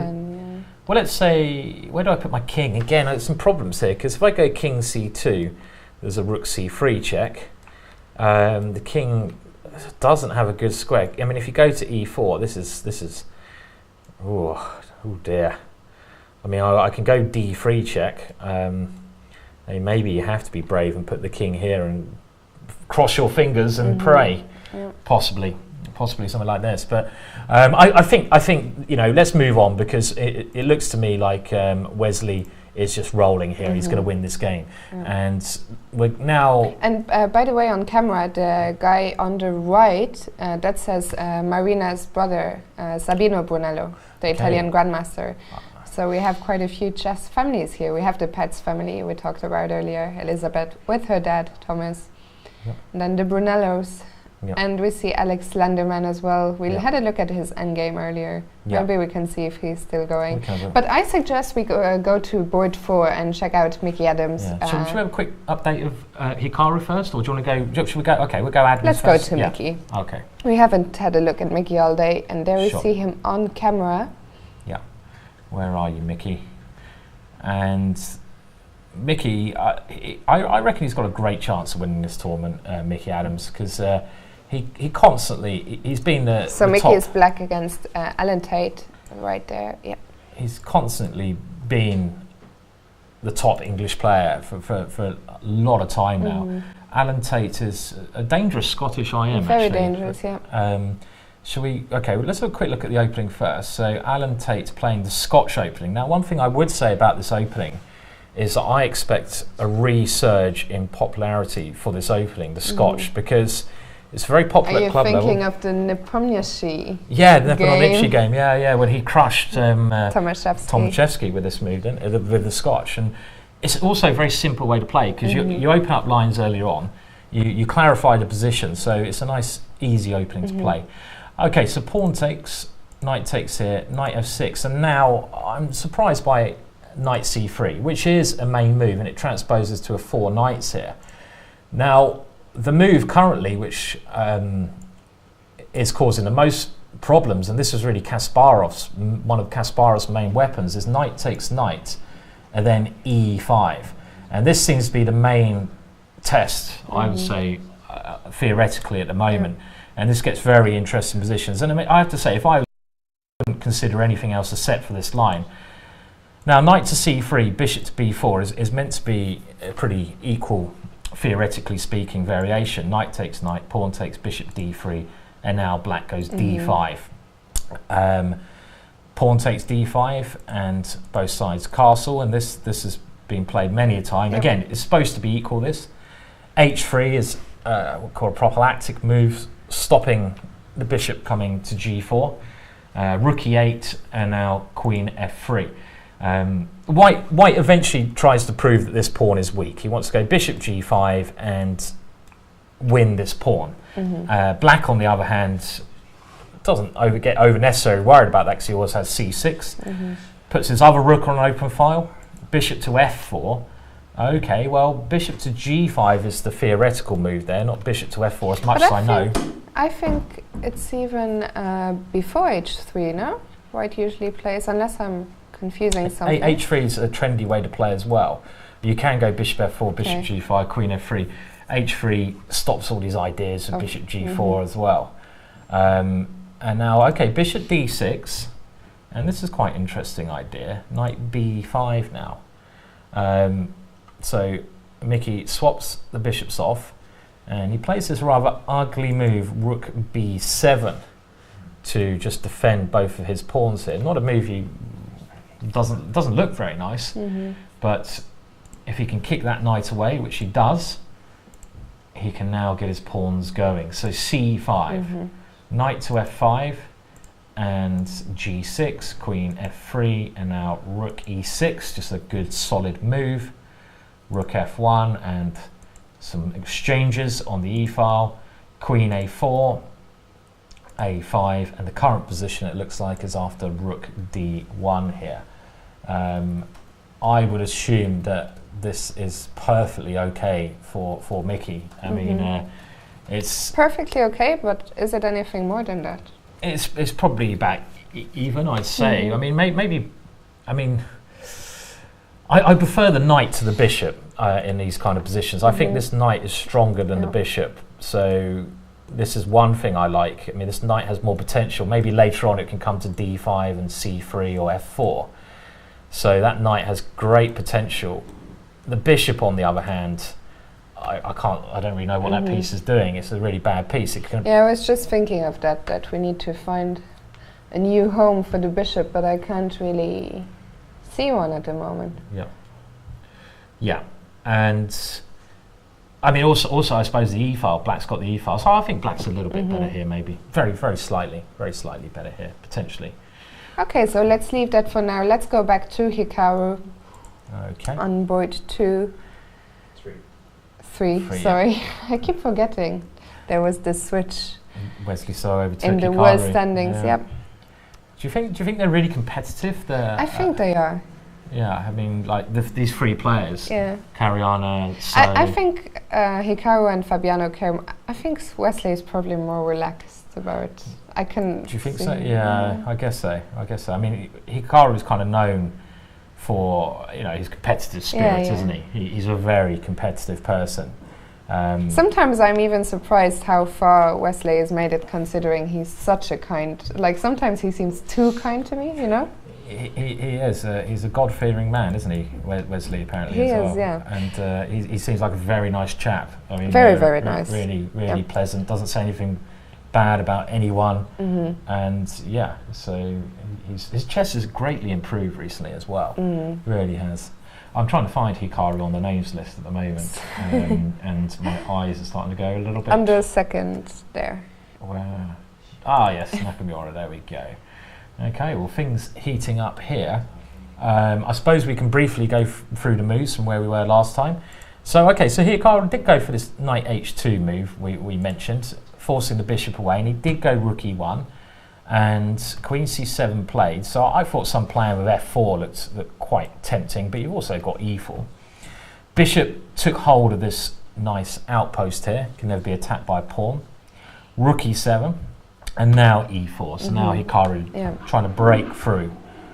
Rook to e8 and knight to g4. So that piece looking very good from its f3 square, and you even have, if you get that knight to f5, you'd be laughing.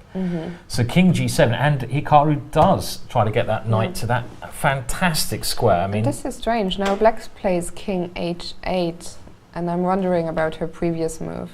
King h7. Yeah, well, I think it's the only way to defend h6 here. The only way to defend that square is king g7. And you have to get ready for knight f5. So I guess the king.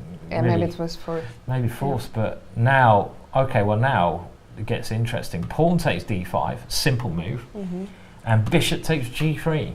So going for trying to get some activity here.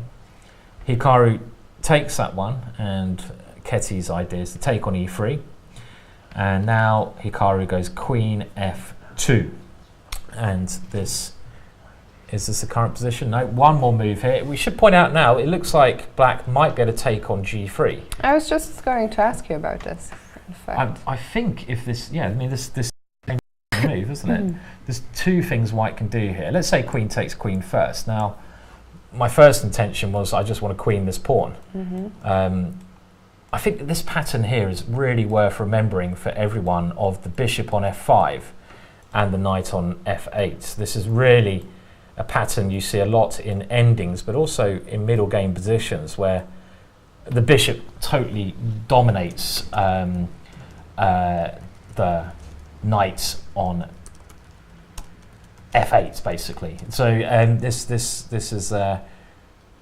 this looks bad. But okay, so 2 moves here: either d6, just trying to queen that pawn, and the other idea would of course be something like knight to e4, which must also be good, because knight to e4, and then that knight will take on here. So I'll combine those ideas. I'll go d6 first.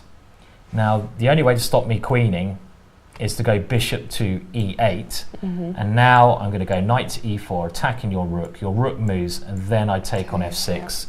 And this seems game over. And it's game over, yeah. Okay, so hence why in this position, Ketivan moved the rook back to e8, I think. That was the move played. Ketivan gets really short of time, and we all know... And Hikaru's just about to move and just retreats the bishop to d3. Simple move. Simple move. Now attacking f6. Yeah. Hitting the f6 pawn. So I think this is really bad for Ketivan. It looks really, really bad. I mean, there's queen s6 threat. There's a major threat, as we've seen. We just demonstrated this knight hopping its way in, and there's also ideas in some positions of the queen coming to f5. and all in all, it just looks really really bad. I mean, I think Hikaru looks very confident there. Yes. And you mentioned her time situation. She's down to 8 minutes. Yeah. So yeah, again, I think this one might be over. Yeah. Reasonably. I agree. Soon. Yes. Yeah. Okay. So where should we go now? How about we check out our good friend David Hou? Yeah. Let's look at David. Let's look at David's game. I don't even know who's playing Lawrence Webb.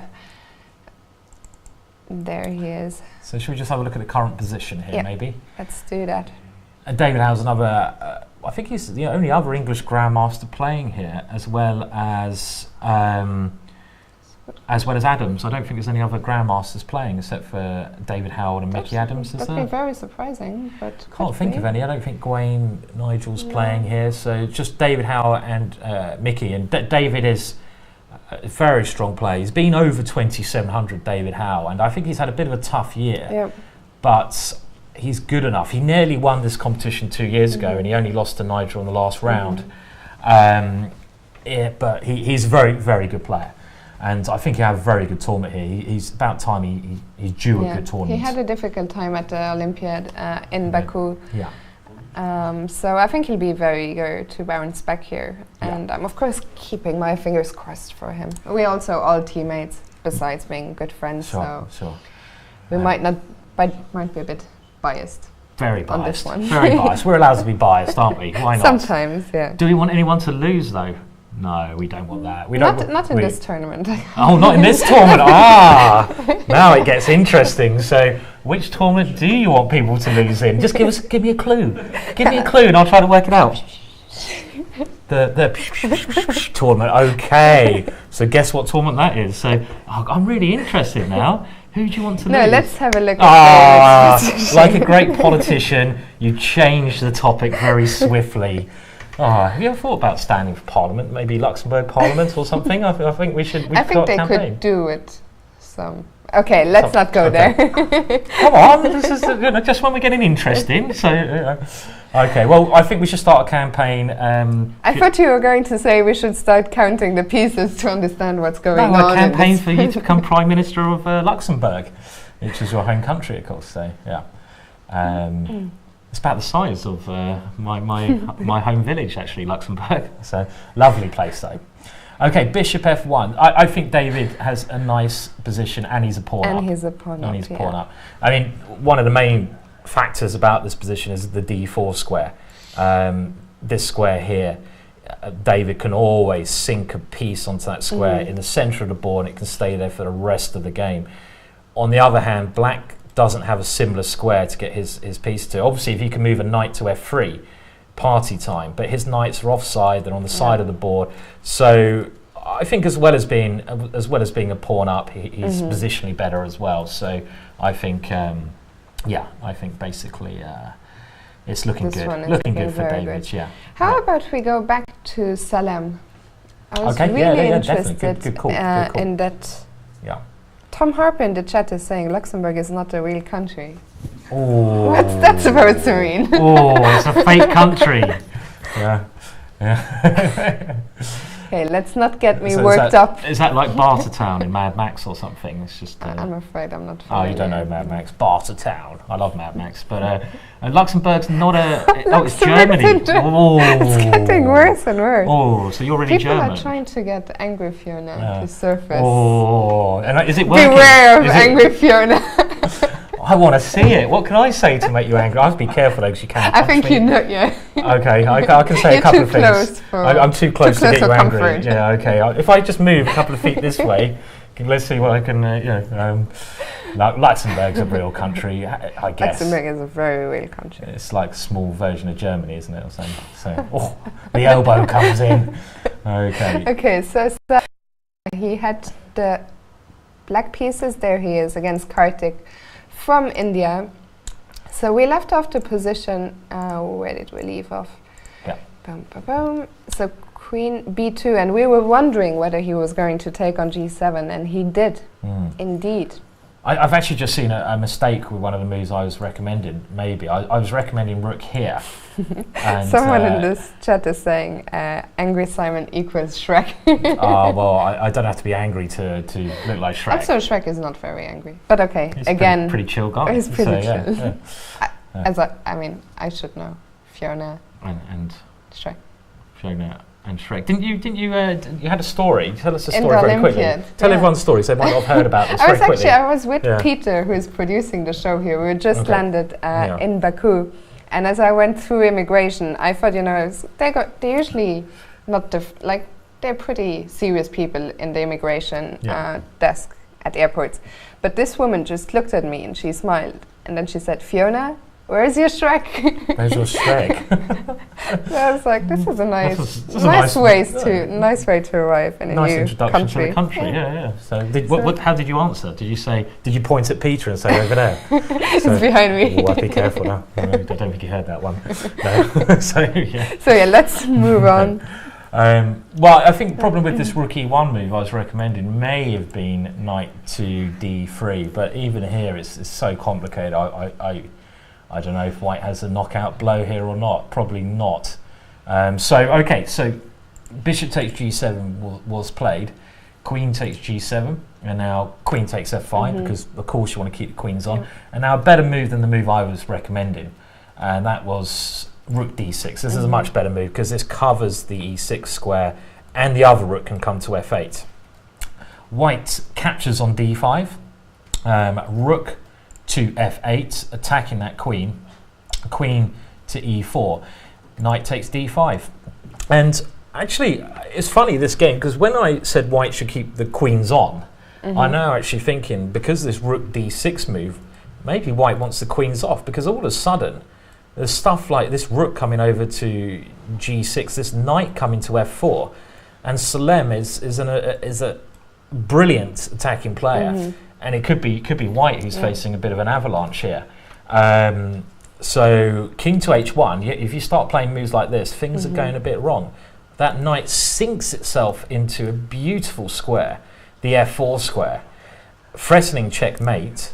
So white stops the checkmate, but in actual fact, this is now looking. Yeah, it's looking good for Salim now. I mean, you have. He's, like I said, brilliant tactical player, and he won't miss the tactic. What about knight d3 here as a tactic? I mean, well, let's attack something, keep some threats going. And there's something iffy about... Something very iffy. There is, about white's position here, with this knight hanging, this pawn here. It's looking like there's some funny things going on here. Okay, so I suggest we let Salim figure this out, but he's doing very well. And we actually have a very big team here in the Isle of Man. So it's not just Simon now, we have our great producers, Peter and Leonard. But we also have chess.com's Mike Klein as a roving reporter in the playing hall. And he's interviewing players and organizers and other personalities. So throughout the next 9 days, we'll sometimes get a 1-minute breather and show you an interview Mike has done. So the first interview of the tournament is ready, and it's with the tournament director, Alan Ormsby. Enjoy and see you in a minute. And we're here at the third Isle of Man International Chess Tournament, now sponsored by Chess.com. I'm joined by my guest, Chief Organizer Alan Ormsby. Alan, tell us about the major changes this year. Great. Well, for the first time, we've got a live commentary for the all 9 rounds. And we're here at the third Isle of Man International Chess Tournament, now sponsored by Chess.com. I'm joined by my guest, Chief Organizer Alan Ormsby. Alan, tell us about the major changes this year. Great. Well, for the first time, we've got a live commentary for the all 9 rounds from Chess.com, which is enabling us to take a real leap forward this year. Hopefully, we'll get a far bigger audience worldwide following the games on the internet. The other major changes that for all 9 rounds will be in the Royal Hall, because there is no poker tournament this year that we have to share the venue with. And we've also increased the number of entries by about a third. Last year we had just over 100. This year we've got 132 entries from 34 countries. It's a great venue. Of course, we have our great Irish Sea weather here, too. Now, Chess.com has vowed to make this tournament the best open tournament in the world. There's already 3 players in the top 10 playing and a bunch of other 2,700. So I have to ask, Alan, is this already the strongest open in the world? Well, I guess but by one measure, you could say we are the strongest, and in that we've got the 3 top 10 players. However, I think Gibraltar's got the strength in depth. I think that they're still 1 or 2 levels ahead of us, but who knows, in the coming years, maybe we'll catch them up. Fantastic. And Alan is also a Manx native. That's the demonym they use here. So for those of you not familiar with the Isle of Man, Alan, what is the best part about living here? Right, well, the fresh air for one. And I guess no matter where you are on the island, the countryside is only 5 or 10 minutes away. So some lovely country walks on the island, lots of coastal walks as well. So really, if you like nature and the countryside, the Isle of Man is the place to be. And the native delicacy is kippers. I'll be going to have some red herring later today. There you have it. Chief Organizer Alan Ormsby at the Isle of Man International, sponsored by Chess.com. We are again. Hope you enjoyed that, and we'll keep the interviews coming. Meanwhile, as we mentioned earlier, you can tweet us as is written there, #IORMChess. And there is a tweet from Daniel Berning saying, "Hi, can you take a look at the Hou Yifan game? #IORMChess." So we are going to do that now, and this is apparently a very interesting position. That came across wrong, but we've been informed this is a very interesting game. So what is going on? I heard rumors there is a piece sack possible in the current position. Yeah, I mean, this you know what this position reminds me of. I mean, Hou Yifan is the top female player in the world. That's pretty clear. And the leading ladies player for a long time was Judith Polgar. And this is clearly, you can tell from the pawn structure, come from a Raul Lopez Spanish opening. This is a very typical structure, and I remember Judith defeating Grandmaster after Grandmaster, the world's best players, and in exactly this kind of position as white, with these manoeuvres. I can tell typical manoeuvres. This knight has come to g4, create some weaknesses because black has played g6, which weakens the dark squares. I should also mention the player of the black pieces, James Jackson. He's a talented player from England, still quite young, and I played in British Championships quite recently and drew. What was that? Chess.mock. Yeah, I just noticed after some time.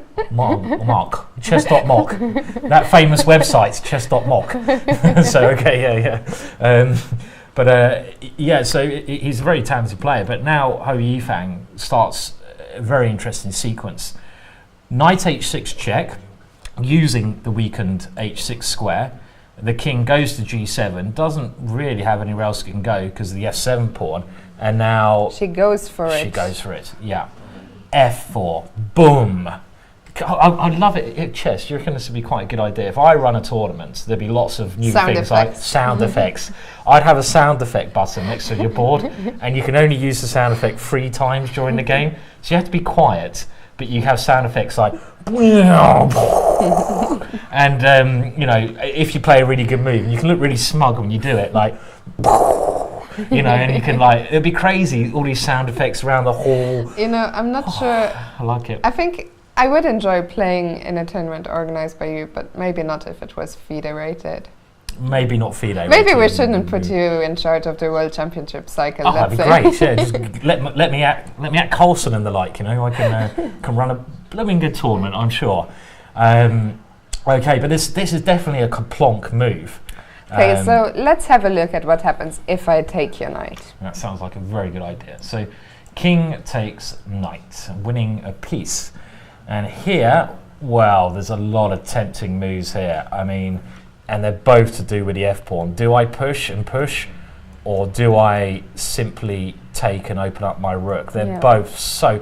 I think taking looks really dangerous. Yeah. The king. So I have to go back. I mean, g5 doesn't. Rook takes f7, so you have to try this. And now another piece flight. I mean, this looks like it should be winning. So many options here as well. I've got bishop h6, or I could try to get my bishop to d4. I'm even thinking of Could I? Yeah. Yeah, I'm thinking of getting the bishop to d4, but yeah, e6 probably doesn't work. I was wondering if I... Have you been looking at rook f7 already? Yeah, I have. Yeah, exactly. We both looking at, this is the theme of the day. Me and Fiona are both looking at either at rook takes f7 in this game, and in the Marin game, we're looking at rook takes f2. So we're equally as mad with our rook takes f7 ideas, but it feels to me something nasty. I think rook f7 is too drastic, but it feels like... So let's have a look at bishop h6. Oh, which move do you want to look at? We can start with this one, and now king g8. Again, I think this is a good time to remind all you people watching us that we are not using an engine. So this is a position where the engine would tell you in a second what's what. Of course, yeah. But we're just here, having some fun, trying to figure it out with our sound effects.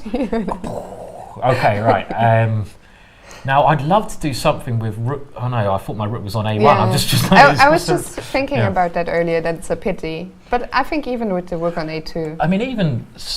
Okay, queen f2, you can move the bishop to defend this square. I mean, I've got e6 ideas as well, which look quite interesting.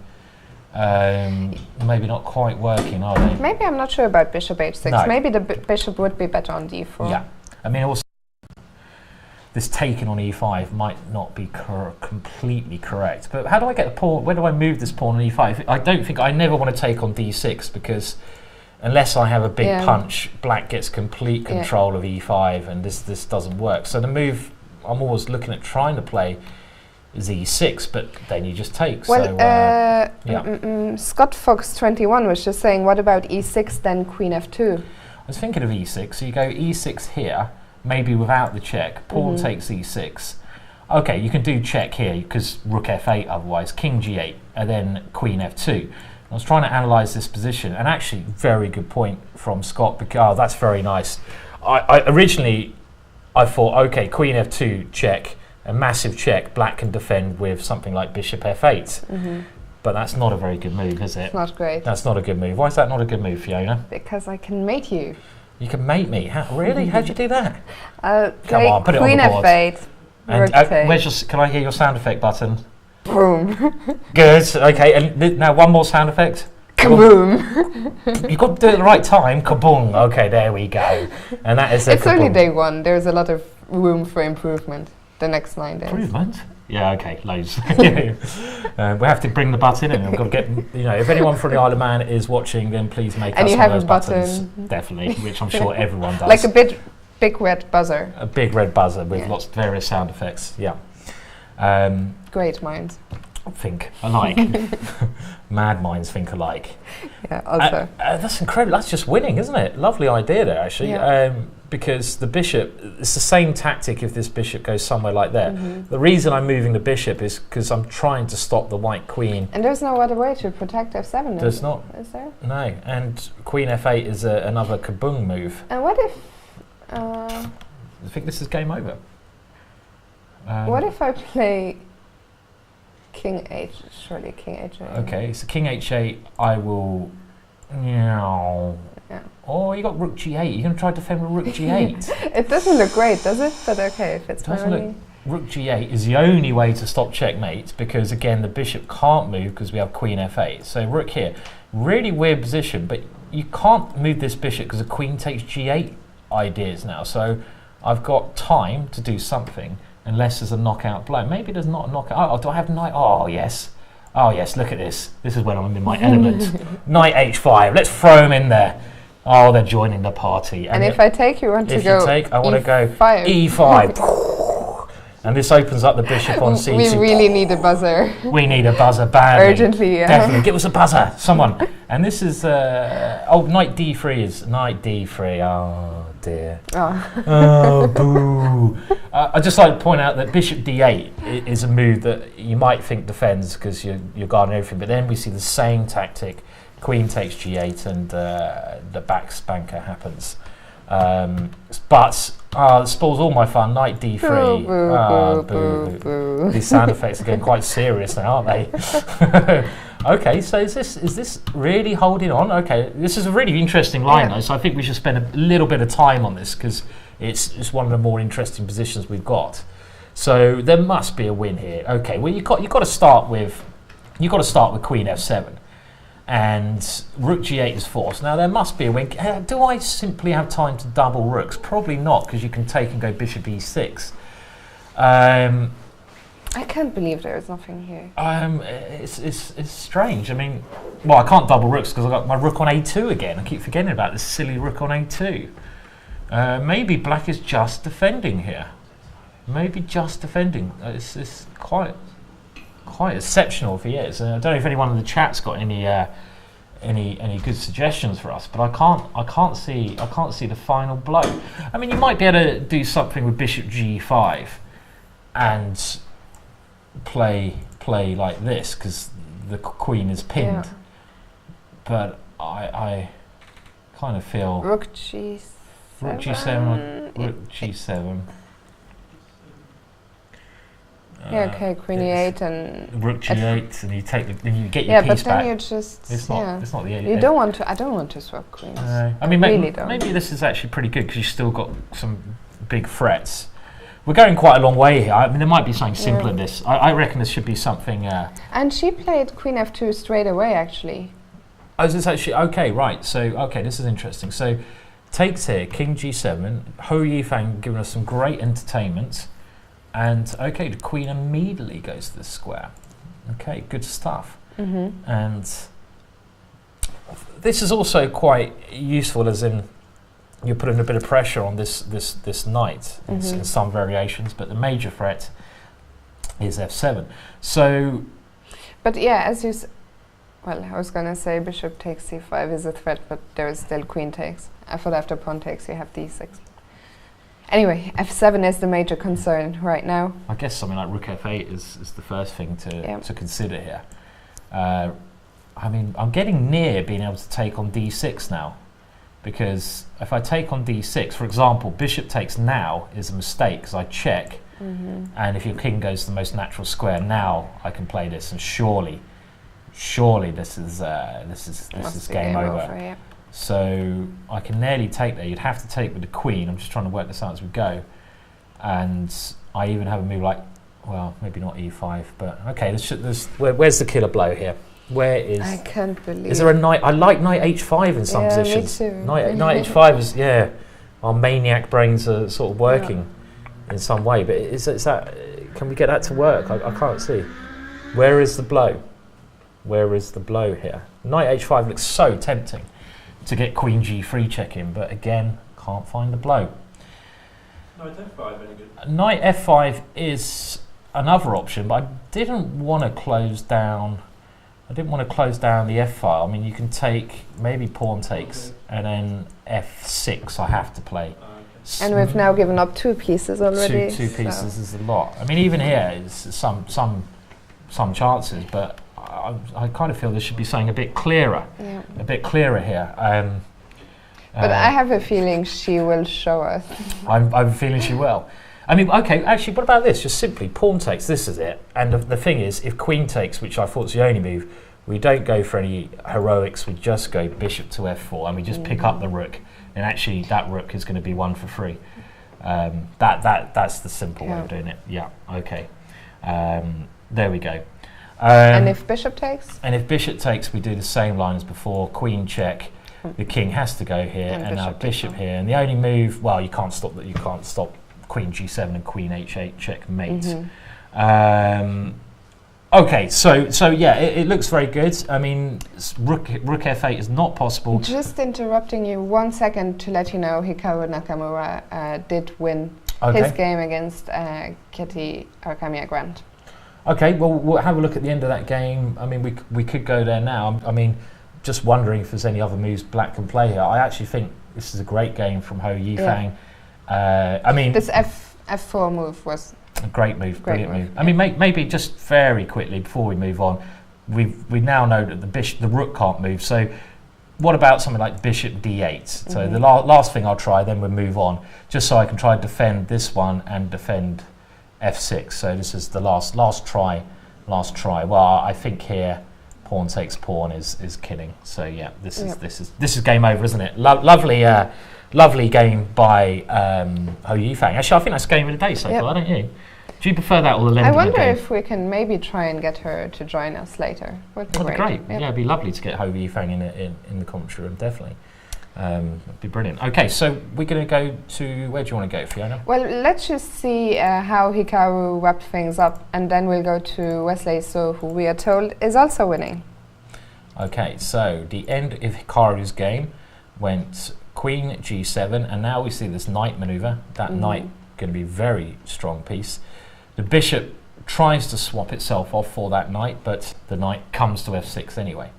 And there's a big threat with rook, so the rook moves, and now this knight remains on this scary, scary square on F6 here. And if that knight remains there, it's Yeah, I mean, white is a formidable. pawn up, and he has a great position, so... Yeah. So queen E3, and that queen is trying to get into E5 or E7. Pawn takes D5, and the queen decides E7 as a square. The rook moves away. We annoy that rook again. Queen C2, and now we see some concrete threats. Concrete threat number 1, checkmate. And Queen G6, and there goes another one. It's like a windmill technique. It's just hoovering up those pawns. Yeah.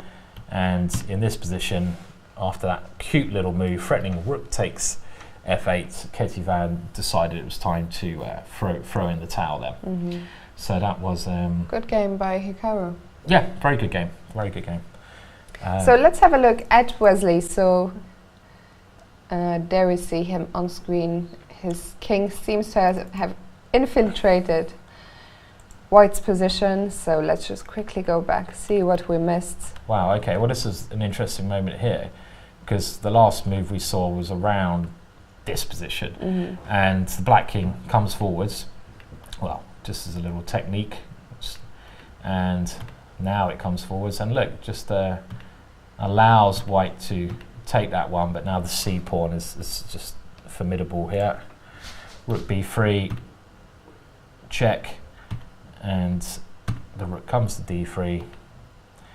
White's last hope is the A pawn, but it's going to be too slow. With this move, the rook is aiming to get behind the pawn, so white has to play that. Last chance is just to push this pawn. Only way that white can attempt to get some counterplay. So black takes that one, A6. Now there is a mate threat of rook to F1 mate. The only way to B1, the only move. And now Wesley has checked on this square. King A2. We can see these moves being played live on the camera. I think the handshake can be there. What's... And there's a couple of options here. Maybe just King D2. I would say something like King D. You got yeah, I was just going to say that. there is a pawn. I've kind of forgot you've got a pawn 2 squares from queening there. Where's the finish here then? I mean, I expect. Where's the finish here? Okay, so if I play King... If you play King D2, then I have to go A7. I have to play this move. But you don't have a check, do you? I mean, if I go C2... Well, if you go C2, at least I queen first. I've got Yep. D8 checks, so... Ah, you got D8. So let's see, here... Is there a mate with a knight? Probably not. King But D2 has been played. Play King D2. Wow. Well, okay, so if you do queen here, it's white to move, and normally the person who has the check has the advantage, but I don't trust this actually, even queen here check. White might be winning here. Yeah. But what are we missing? So King D2, A7, and is it just... No. What are we missing here? Is it just Rook F8? Well, if Rook F8, I think I just queen, and I'll take. Yeah, I go here, so I have to queen, and you have to take. Yeah. I take, you go C2, and then I go check, and then you go King C3. Yeah. Ah, lovely jubbly, as Del Boy would say. And then I go rook here, last trick. And then I'll go C4. And you go, and then I go rook takes here, and then you win the ending. Yeah. I think we figured that out nicely. Yeah. We got there eventually, didn't we? Well done, Fiona. Nice little tactics you were getting rolling there. Rook F8. Of course, I was just testing your tactics there. Obviously, all endings I know immediately, and yeah. Okay, so Wesley's going to win. But I think we can stay with this one because Marina, if we look at her clock, she's now down to a minute. Okay. So I think we can stick with this one and watch the action unfold on the screen. Definitely, definitely. We could be watching the end of the game here. So, yeah. And she's going to have to move soon. The clock is she's ticking. actually made move 40 already, I think. What hasn't she? Well, she's gone A7, so this is the second time control. I don't know. I think the time will only add when the players, when they go under 0. So it's funny though, because Wesley had to calculate quite a lot here. Yeah. I mean, but he's not the world number. What is he? World number 5? He's not a good player for nothing. That's a good point. Yeah. You can calculate a couple of moves ahead, I guess. Yeah. Yeah. More than me. That's why I'm world number millionth and 10. Well, I guess it is rook. The rook is going to come back to f8 quite shortly. I think it's the only move here. Other moves in Wesley could be in trouble. Okay, so rook f8. Quite a big crowd here. Yeah. Just wondering what Wesley. Well, they didn't calculate as much as you did Fiona here, so they're. Yeah, okay. There he goes. He's played. Took him a bit longer than me, but got there in the end. You're not Luxembourg number 1 for nothing, you know. I'm not even Luxembourg number 1. Well, in the females, aren't you? Number 3. Number 3. All right. Were you playing ball 1 for Luxembourg? Yeah, because sadly. Away in there then. Yeah, sadly, our strongest player decided not to play. But okay. So I think this. If we do ever get Wesley in here, we're going to have to say, well, that was lovely calculated, but you're a bit slow on Fiona there. So up your act, boy. Okay, so we've worked this one out. I mean, we could stick with it. Yeah, I don't think there's anything White can do. No. I mean, this c-pawn's coming. That's a nice little tactical Let's idea. just wait to see if she will let her clock tick under. Because sometimes when you're not totally sure of... I mean, okay, she probably realizes she's lost anyway. Yeah.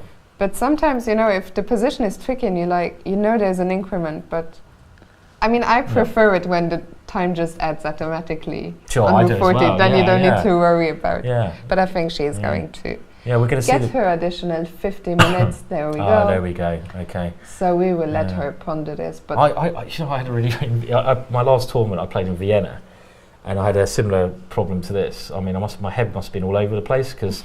The first time, it was one round and I was writing the date down, and normally you're not sure what day it is, but I had a complete mind blank, and I forgot if it was 2006 or 2016, which sounds absolutely terrible, but I was like, where have all my years gone? What's happened? And I had a bit of a midlife crisis there for a second, and I was like, is it 2006 or 2016? I was like, and I was going to tap on the person next to me, top GM, say, excuse me, what year are we? Are we 2006 or 2016? But I thought, hang on, you can work this out, Simon. I worked it out eventually. But I had the same thing, as you say, with the clock. You don't know, because you're so engrossed. You don't know if you're getting extra time. So I think it's a much better design for chess clocks when they automatically add the time on, because at least you know where you stand then. Yeah. So I suggest we go to board number 9, where the young Santosh Vidit from India, who's had an excellent Olympiad. Amongst other things, he's a second for Anish Giri, but he's not a bad player himself. And here he has the white pieces against. We were talking about Jordan van Forest earlier, and this is Jordan's younger brother, Lucas.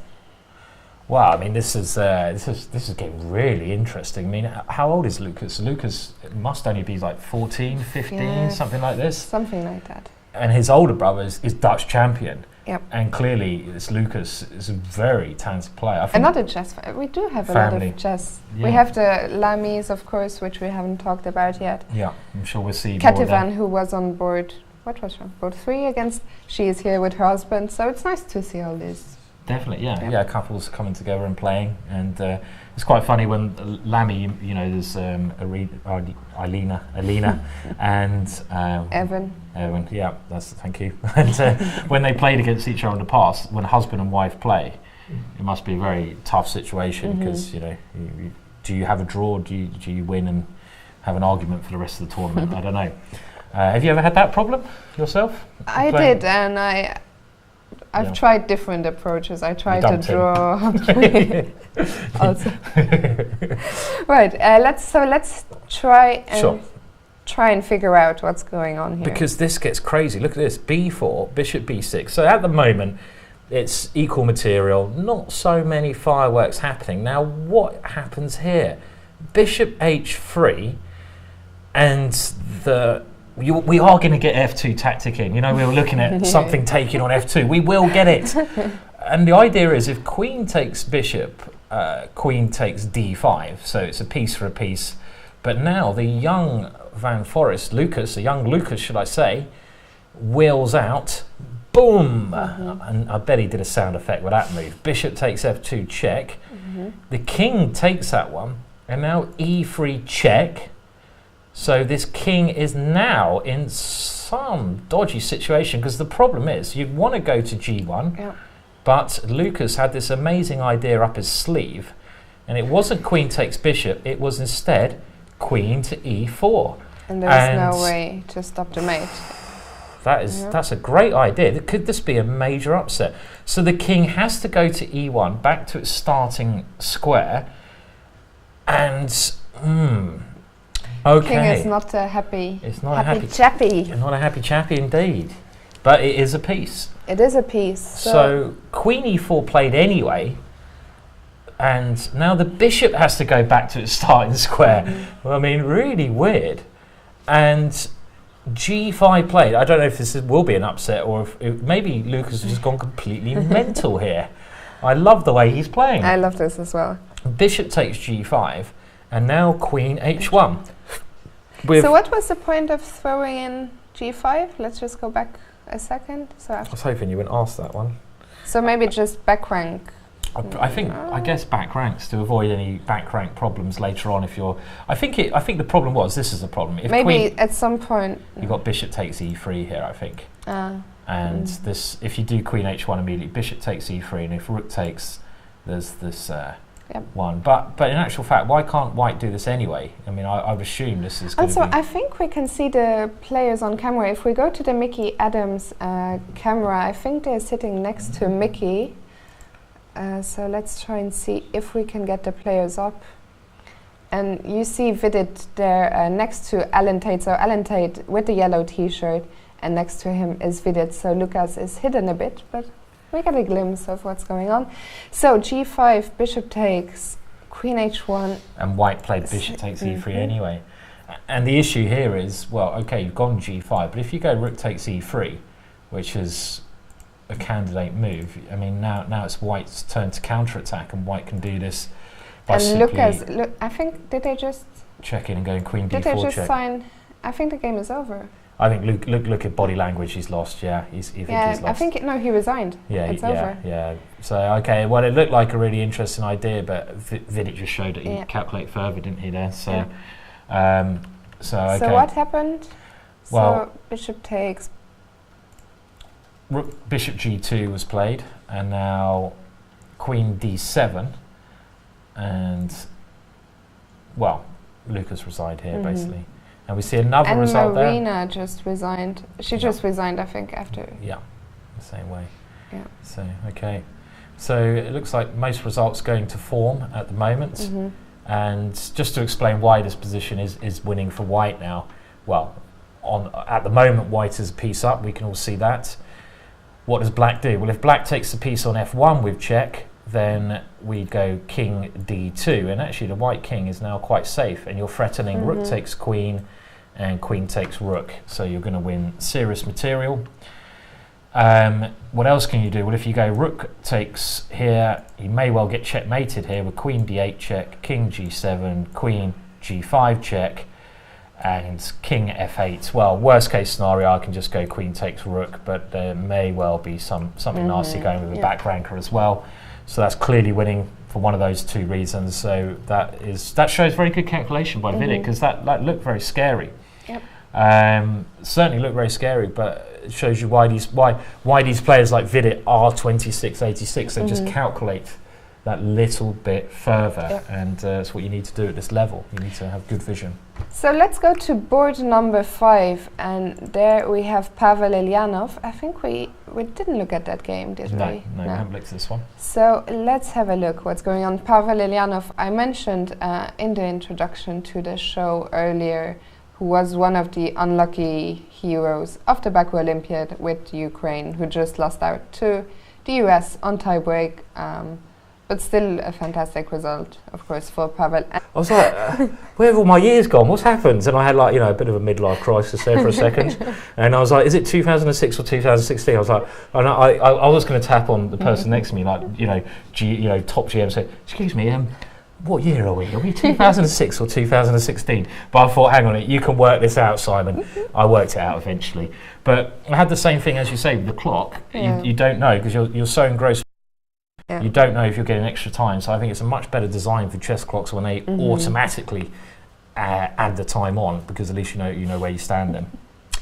Yeah. So I suggest we go to board number 9, where the young Santosh Vidit from India, who's had an excellent Olympiad. Amongst other things, he's a second for Anish Giri, but he's not a bad player himself. And here he has the white pieces against. We were talking about Jordan van Forest earlier, and this is Jordan's younger brother, Lucas. Wow, I mean, this is getting really interesting. I mean, how old is Lucas? Lucas must only be like 14, 15, something like this. Something like that. And his older brother is Dutch champion. Yep. And clearly, this Lucas is a very talented player. Another chess. We do have family. A lot of chess. Yeah. We have the Lamis, of course, which we haven't talked about yet. Yeah, I'm sure we'll see. Kativan, who was on board. What was she on board 3 against? She is here with her husband, so it's nice to see all this. Definitely, yeah, couples coming together and playing, and it's quite funny when Lamy, there's Alina, and Evan, yeah, thank you. And when they played against each other in the past, when husband and wife play, it must be a very tough situation, because do you have a draw, do you win and have an argument for the rest of the tournament? I don't know. Have you ever had that problem yourself? I did, and I've tried different approaches. I tried to draw also. Right, let's try and figure out what's going on here. Because this gets crazy. Look at this, b4, bishop b6. So at the moment, it's equal material, not so many fireworks happening. Now, what happens here? Bishop h3, and we are going to get f2 tactic in. We were looking at something taking on f2. We will get it. And the idea is, if queen takes bishop, queen takes d5. So it's a piece for a piece. But now the young Van Forest, the young Lucas, should I say, wheels out. Boom! And I bet he did a sound effect with that move. Bishop takes f2 check. The king takes that one. And now e3 check. So this king is now in some dodgy situation, because the problem is you want to go to g1, but Lucas had this amazing idea up his sleeve, and it wasn't queen takes bishop, it was instead queen to e4. And there's no way to stop the mate. That's a great idea. Could this be a major upset? So the king has to go to e1, back to its starting square, and okay. King is not a happy. It's not a happy chappy. Not a happy chappy indeed, but it is a piece. It is a piece. So queen e4 played anyway, and now the bishop has to go back to its starting square. Well, I mean, really weird. And g5 played. I don't know if this will be an upset, or if maybe Lucas has just gone completely mental here. I love the way he's playing. I love this as well. Bishop takes g5, and now queen h1. So what was the point of throwing in g5? Let's just go back a second. I was hoping you wouldn't ask that one. So maybe just back rank. I guess back ranks to avoid any back rank problems later on. If you're, I think the problem was, this is the problem. If maybe at some point you got bishop takes e3 here, I think. And this, if you do queen h1 immediately, bishop takes e3, and if rook takes, there's this one. But in actual fact, why can't White do this anyway? I mean, I would assume this is going to Also, be... I think we can see the players on camera. If we go to the Mickey Adams camera, I think they're sitting next to Mickey. So let's try and see if we can get the players up. And you see Vidit there next to Alan Tate. So Alan Tate with the yellow t-shirt, and next to him is Vidit. So Lucas is hidden a bit, but we get a glimpse of what's going on. So G5, bishop takes, queen H1. And White played bishop takes E3 anyway. And the issue here is, well, okay, you've gone G5, but if you go rook takes E3, which is a candidate move, I mean, now it's White's turn to counterattack, and White can do this by And Lucas, I think, did they just check in and going queen D4 did they just check. sign? I think the game is over. I think look at body language. He's lost. Yeah, he's he's lost. I think no, he resigned. Yeah, it's over. Yeah. So okay, well, it looked like a really interesting idea, but Vidit just showed that he calculated further, didn't he? There. So, okay. So what happened? Well, so bishop takes. Rook bishop G2 was played, and now queen D7, and well, Lucas resigned here basically. And we see another result there. And Marina just resigned. She just resigned, I think, after. Yeah, the same way. Yeah. So, okay. So it looks like most results going to form at the moment. And just to explain why this position is winning for White now. Well, at the moment, White is a piece up. We can all see that. What does Black do? Well, if Black takes the piece on F1 with check, then we go king D2, and actually the White king is now quite safe, and you're threatening rook takes queen and queen takes rook, so you're going to win serious material. What else can you do? Well, if you go rook takes here, you may well get checkmated here with queen D8 check, king G7, queen G5 check, and king F8. Well, worst case scenario, I can just go queen takes rook, but there may well be something nasty going with a back ranker as well. So that's clearly winning for one of those two reasons. So that shows very good calculation by Vidit, because that looked very scary. Certainly looked very scary, but it shows you why these players like Vidit are 26-86. They just calculate that little bit further, and that's what you need to do at this level. You need to have good vision. So let's go to board number 5, and there we have Pavel Eljanov. I think we didn't look at that game, did we? No, we haven't looked at this one. So let's have a look what's going on. Pavel Eljanov, I mentioned in the introduction to the show earlier, who was one of the unlucky heroes of the Baku Olympiad with Ukraine, who just lost out to the US on tiebreak. But still a fantastic result, of course, for Pavel and his teammates. So here he is with the white pieces against another Indian player, Hemant Sharma. Indeed. And Harry has one up the board. Harry's gone. Harry's gone for a run. Something I should do more of. And he's got his way up to H5. And yeah, you did a great report on the Olympiad, and Eljanov, who was board one for Ukraine. I found it heartbreaking. He won an important game against Believsky in the last round, and I just found it heartbreaking how his team ran up to him, clearly thinking they'd won it.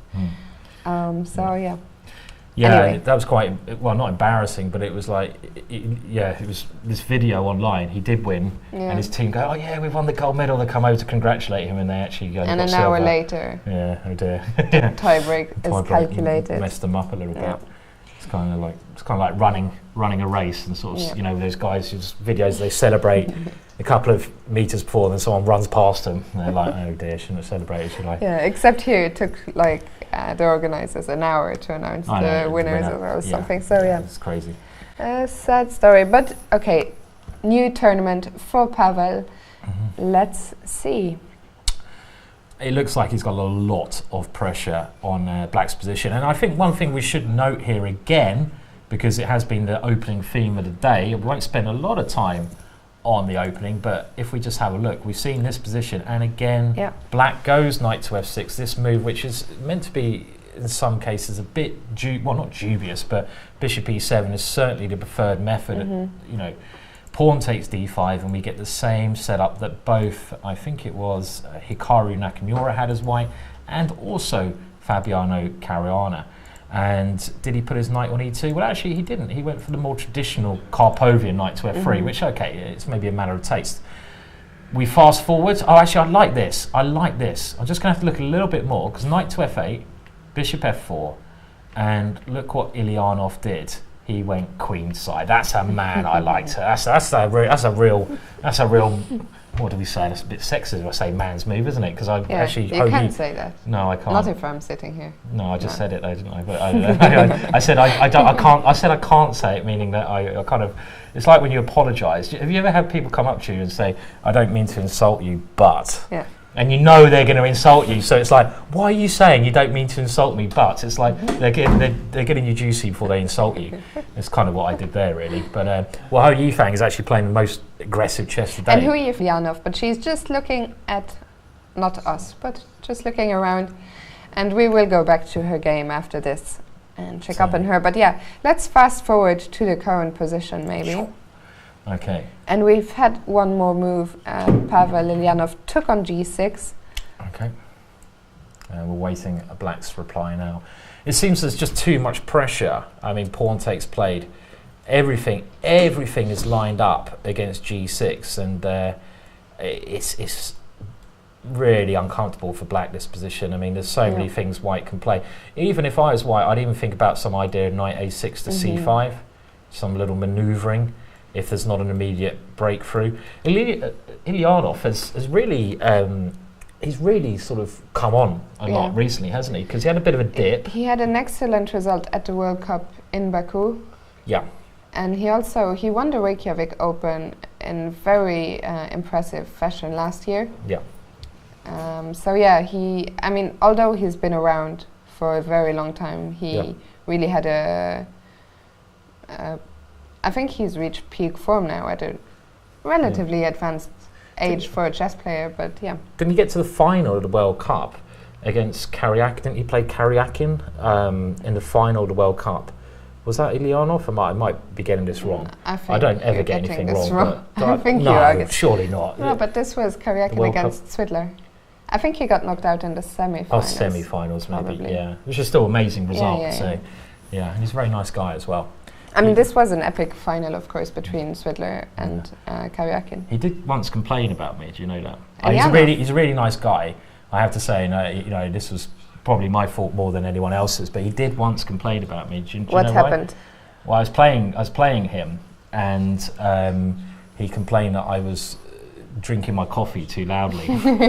So I was probably with my cup of coffee going like that. One, it was his move, it was one of those mornings I need lots of cup, and I was like.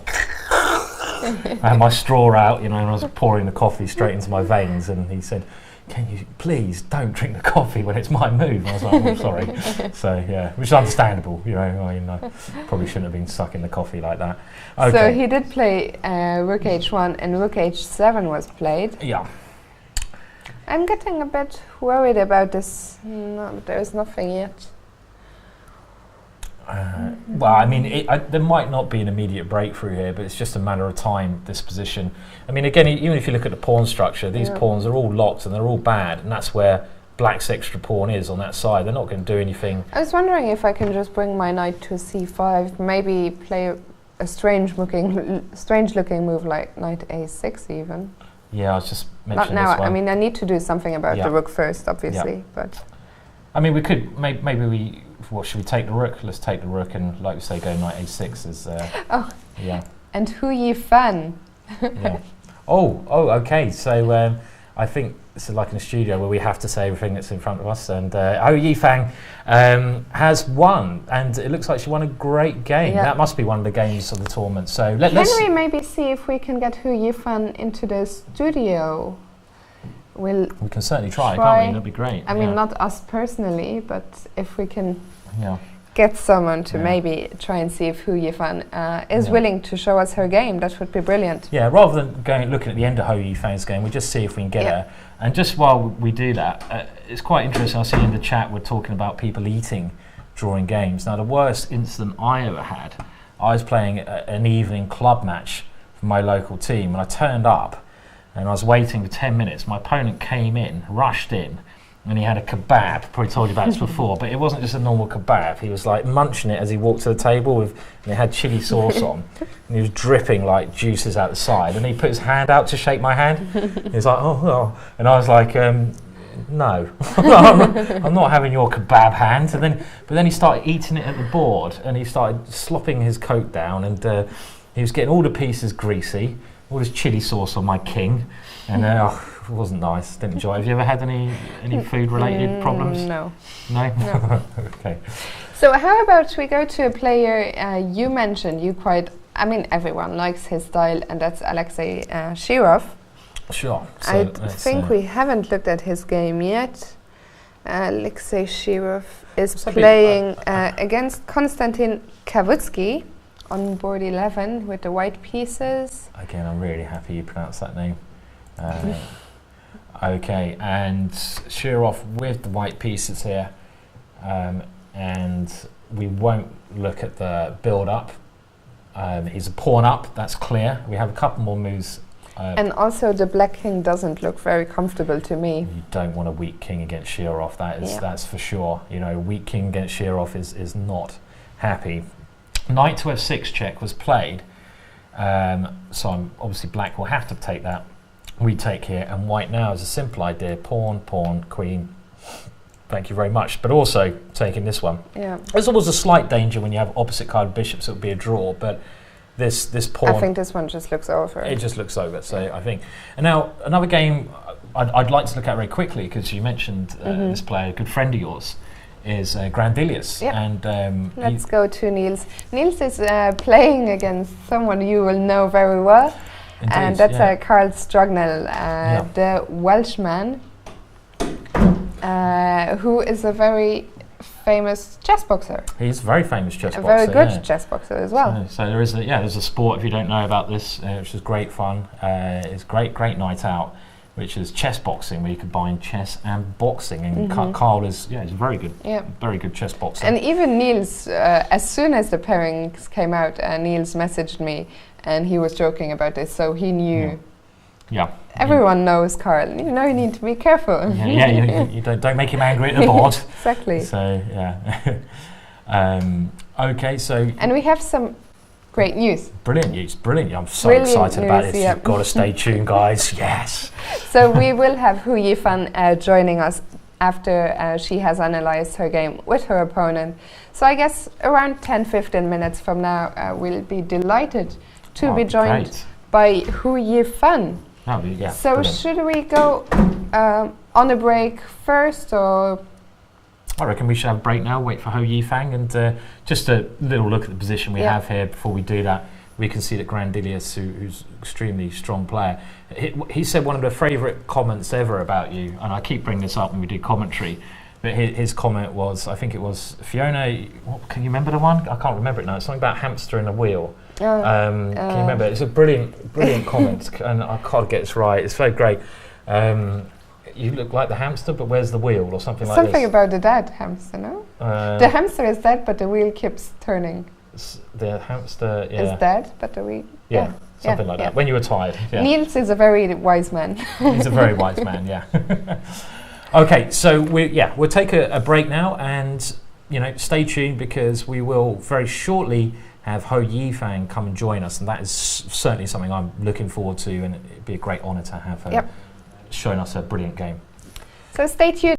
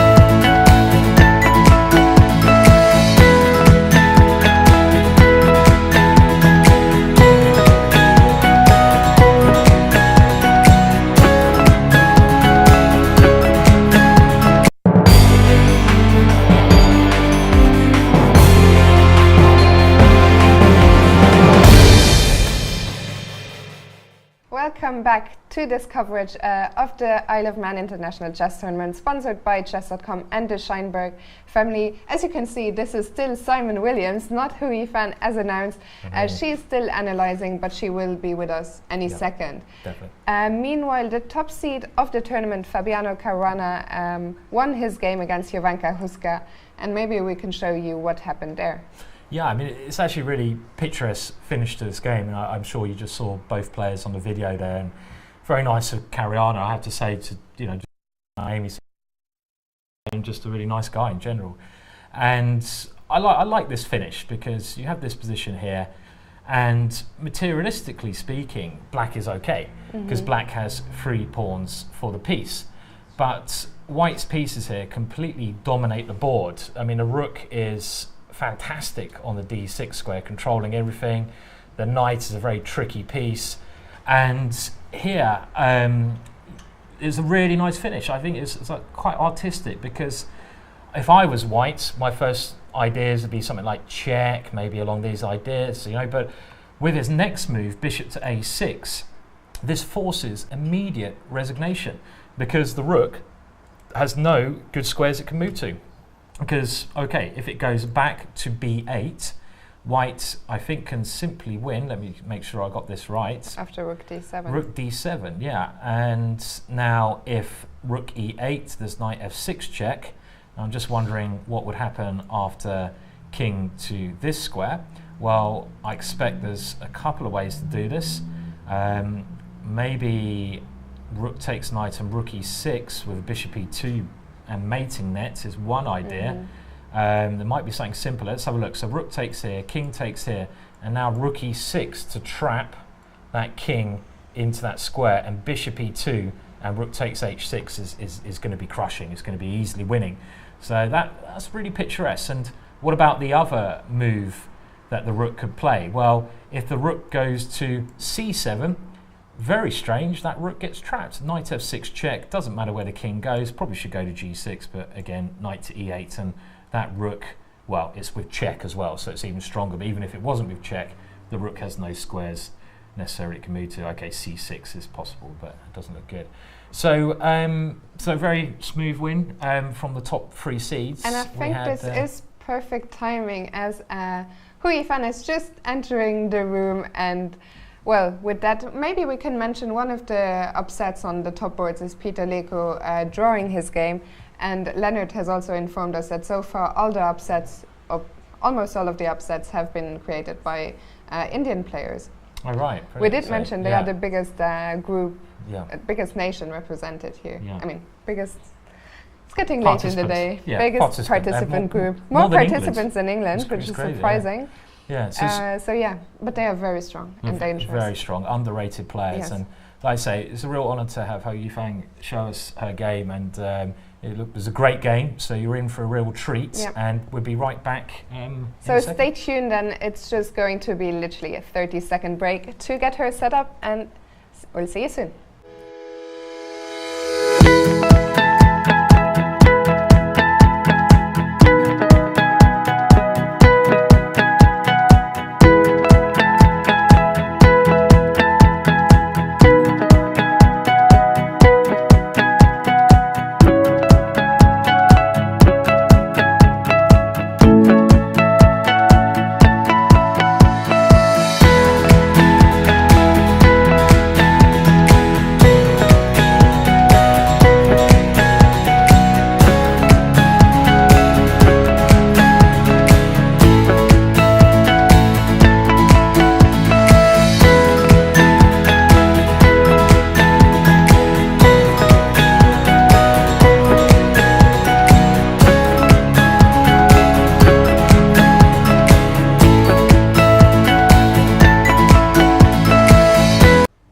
Welcome back to the show, and I'm very happy to be joined by Women's World Champion Hou Yifan from China.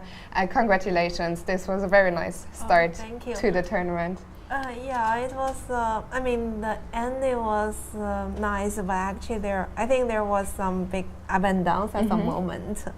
Well, we were looking at the game without an engine, and there's so many games here, so we only started looking after you played this amazing move, F4. So maybe you can talk us through the game, Okay, maybe sure. come to that moment, which was really interesting. Okay, so we'll directly goes to that moment.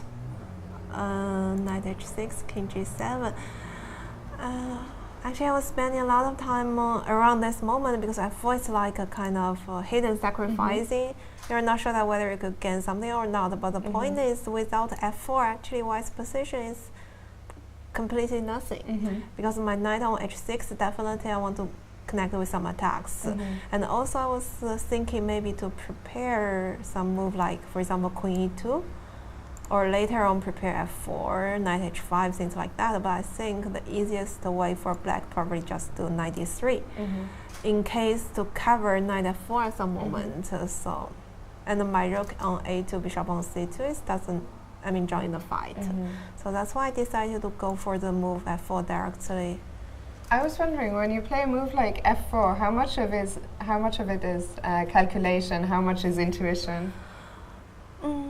Well, actually, f4 through a few moves ago, it's already white's major idea. So definitely, when your knight already goes to h6, it's coming by nature. But of course, it needs some calculation to this.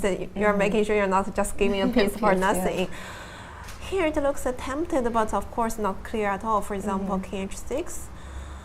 Well, later after the game, my opponent actually was mentioning some moves like f5, king g7, f6. But this is. To sacrificing another pawn just to exchange with dark square bishop doesn't look so promising. For example, some move like rook f6, knight just simply back to d7 with idea f6. So if black could push f6, then there's nothing for white. So that's why take e5, king g7. Okay, queen f2. Yeah, in this position we were looking at e6. We were trying to make some things work for you, but yeah. Yeah, I think there are many options for white at this moment. For example, it could go like bishop h6, and at this moment, I think king h8 might be interesting because king g8. I was thinking some idea, also not clear at all. Queen f4, bishop f8. Here, some move like knight h5. I don't know whether it could make something or not. I think we were looking at similar things. It was a very interesting position, so we were spending some time, and that was the thing. We thought there were so many options for white that it was difficult to find. Yeah, but for example, just simply take. I didn't think the direct winning chances because black always has this bishop g4 if you wanted to make use of this g5. And okay, you take d6, and probably just the queen goes to somewhere like d7. And of course, the white wants this c2 bishop to join the fight in case to have e5 attack on h7, but it's not easy at all because your queen is still not on h6. We were also thinking it's a pity your rook is on a2 rather than a1. a1 is much better. Okay, king h8 might also be possible because, for example, rook f7, then d take e5. Even this position, I don't know how white can improve. Okay, so then I decide to play queen f2, and here bishop f8.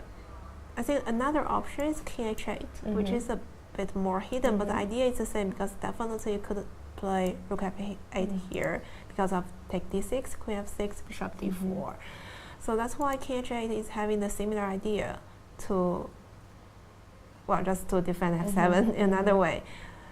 At first I was thinking probably even something like this, but unfortunately it doesn't work with knight d7. Yeah, it's a pity. Otherwise it would be very nice. Yeah. Okay, then king h8. The point is if you take on d6, bishop takes, and if you go like bishop d4 with the idea bishop e5, d6. So king h8 takes with the idea queen f7, but it's already very complicated. Yeah, maybe bishop f8 or move so on. Okay, bishop f8 looks more natural. But you think king h8 was stronger? I don't know, because bishop f8 also looks fine. I didn't find anything better than e6. Okay, there might be some perpetrators, but for white, because e take d6, bishop takes, it's more or less the same. And the point of e6 is black could simply take with the knight. And take with the rook, I think it's the only moves. Of course, the position looks still quite tricky for black because now the materials are the same, only white has a pawn down. Okay, we call it pawn down because it's double pawn. And definitely it should be enough compensation because the b6 knight, c8 bishop. Well, not easy because if you directly go the move like knight f5, there's a move like rook e3 to hold the position with f6, king h8. Okay, but white could slowly prepare like bishop d4 check or maneuvering the knight. Right, this could be another story. The game still continues. I was watching you analyze your game with your opponent for some time, and there was some variation. I'm not sure where there was a nice knight h5 maneuver.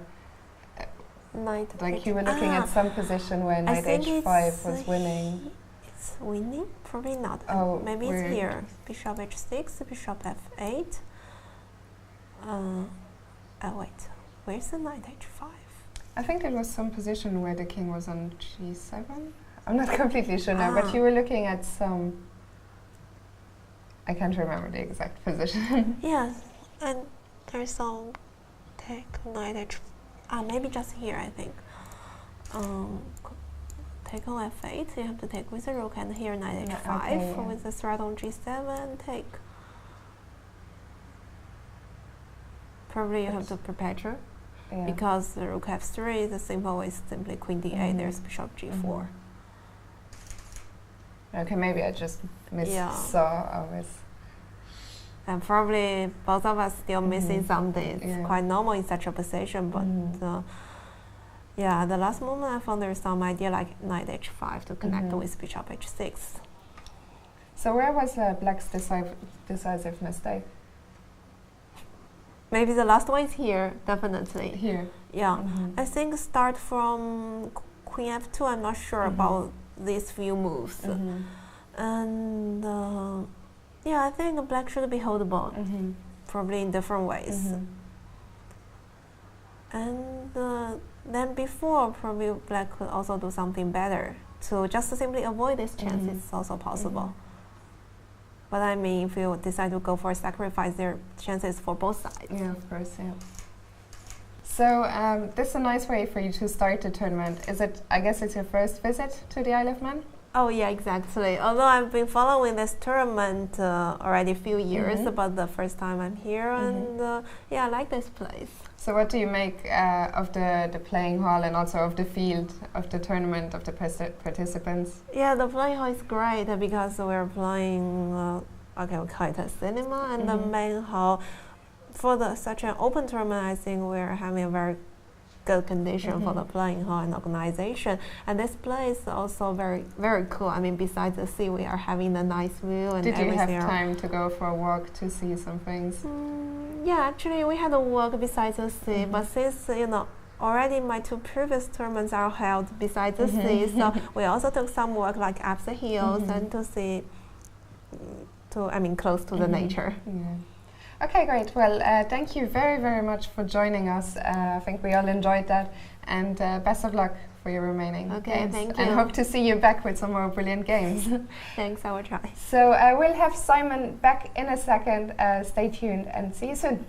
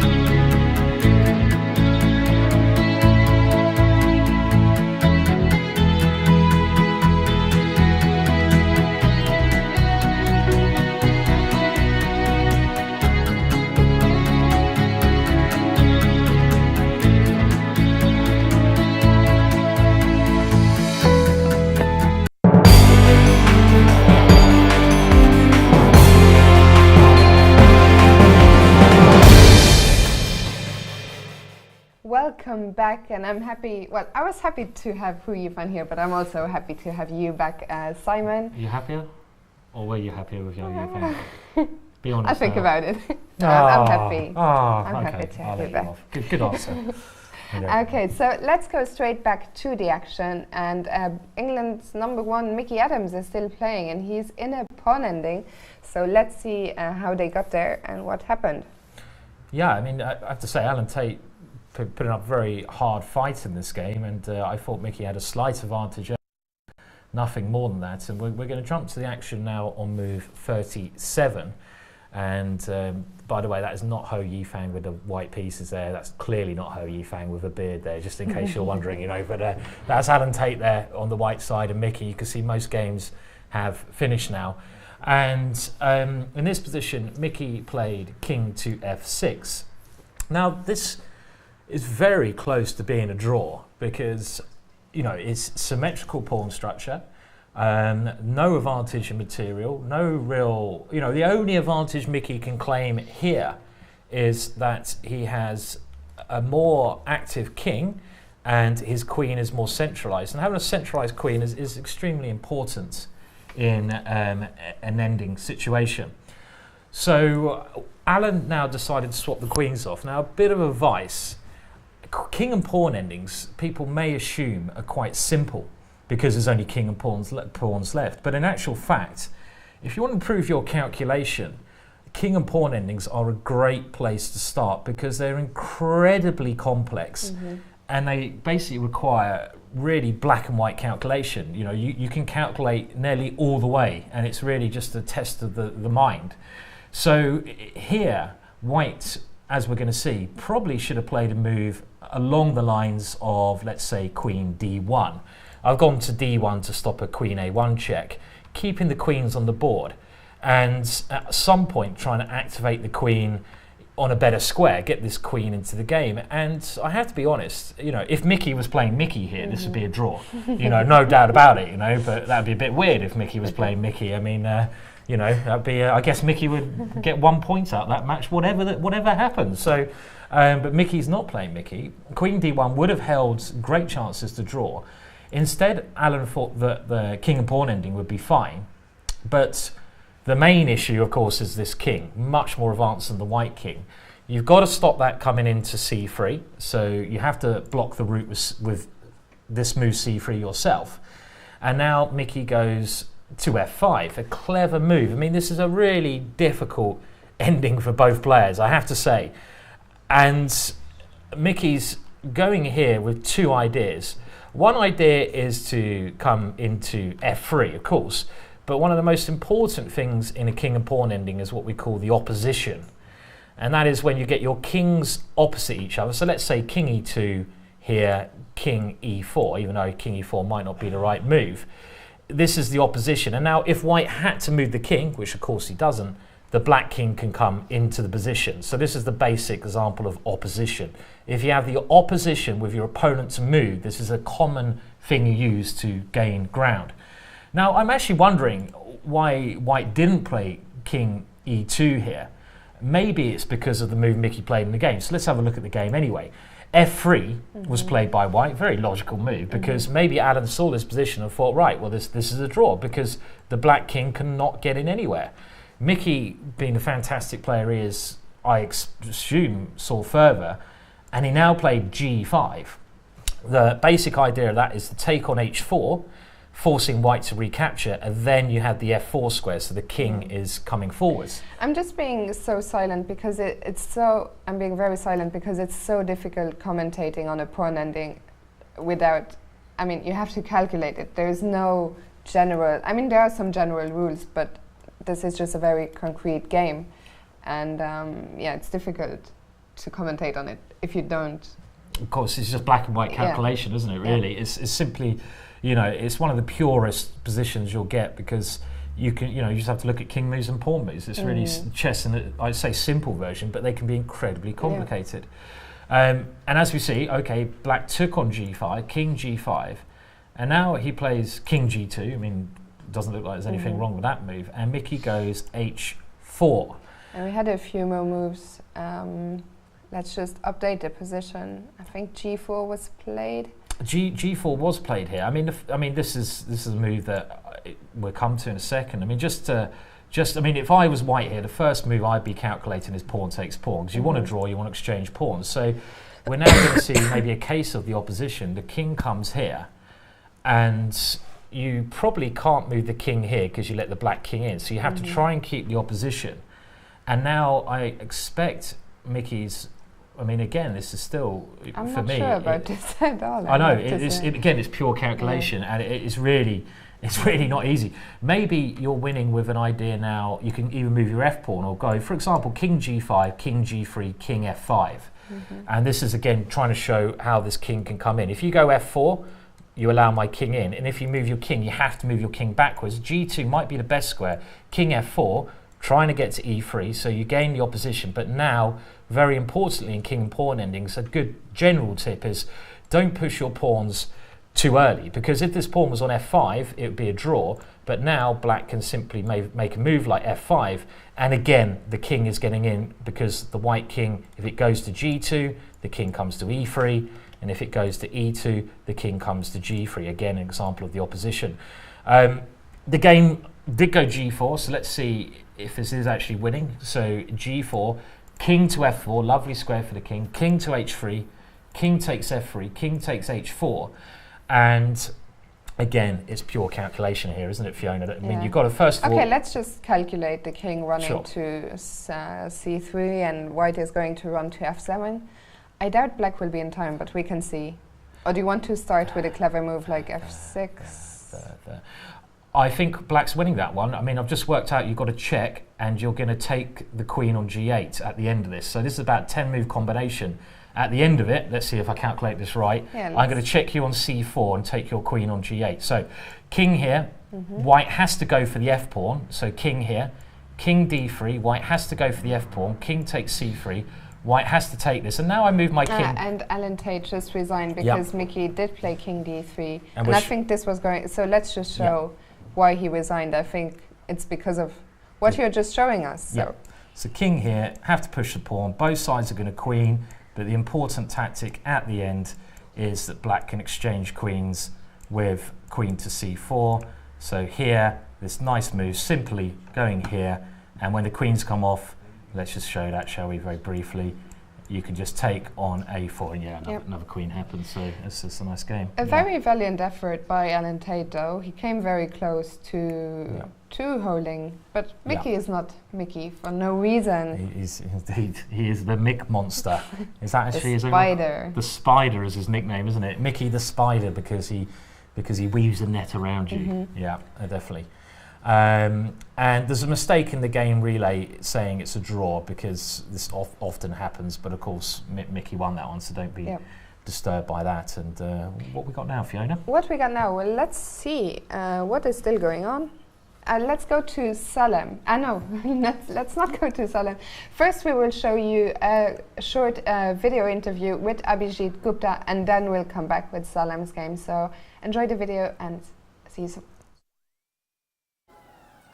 And we're here with Grandmaster Abhijit Gupta, only 2 hours into the Chess.com Isle of Man International. He is our first winner. He also won this year's Reykjavik Open. Do you just enjoy playing open tournaments, or what is it?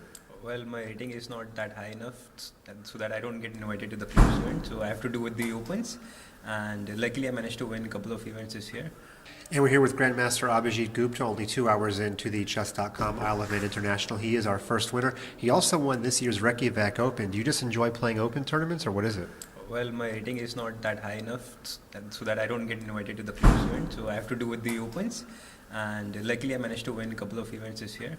But my play hasn't been that consistent. I also lost like about 30 points in the last couple of months, so let's see how it goes this My colleague tells me this is the beginning of a European tour for you. Where will you go after this tournament? I'm playing Hugawins, and then I'm playing in Badways. I have like 5-6 days off between both the events, so it's good that way. And this is not an easy place to get to, but yet the Indian contingent is the largest one here, something around 26 players. How did you all decide to end up here? Did you charter a plane or something? That I have no clue, but I was the first one to come here in the 2014, and then people started liking the place. I don't know why. I mean, it's a good place to go for a walk and stuff, but I don't know why so many Indians are here. Okay, and last question, prediction time. The top 3 players here are Americans, but the Indian contingent has the size. So will we see more Indian players in the top 5 at the end of the tournament, or will we see more Americans? You have to make a prediction. And definitely more Americans. Well, there you have it. It's early, but Abhijit Gupta is the leader of the 2016 Chess.com Isle of Man International. Enjoyed that, and on we go with the chess. So we'll have a look at this very interesting game between Kartik and Salim Saleh. What has happened? We were liking Salim's chances when we left this off, and some pawns have been moving up and down the board. So let's go back maybe a little bit. So yeah, this is the last position we took a look at, and it looked like, again, actually I thought originally the black king would be weak because it hasn't got any pawn protection, but that's allowed black to get some open lines for his pieces to put some pressure on the position. So we'll go through the moves quite quickly. Knight d3, and now Salim just started to push his pawns. Much harder for white to move his pawns at the moment. So white tries to gain some counterplay, bringing that knight to f5 in a dream world. Queen comes in. Exchange of queens now is going to help black because the pawns are further up the board. White decides he has to keep them on, and now that move could be a weakening move, f3. And here they come, another one comes. The 3 amigos coming down the board.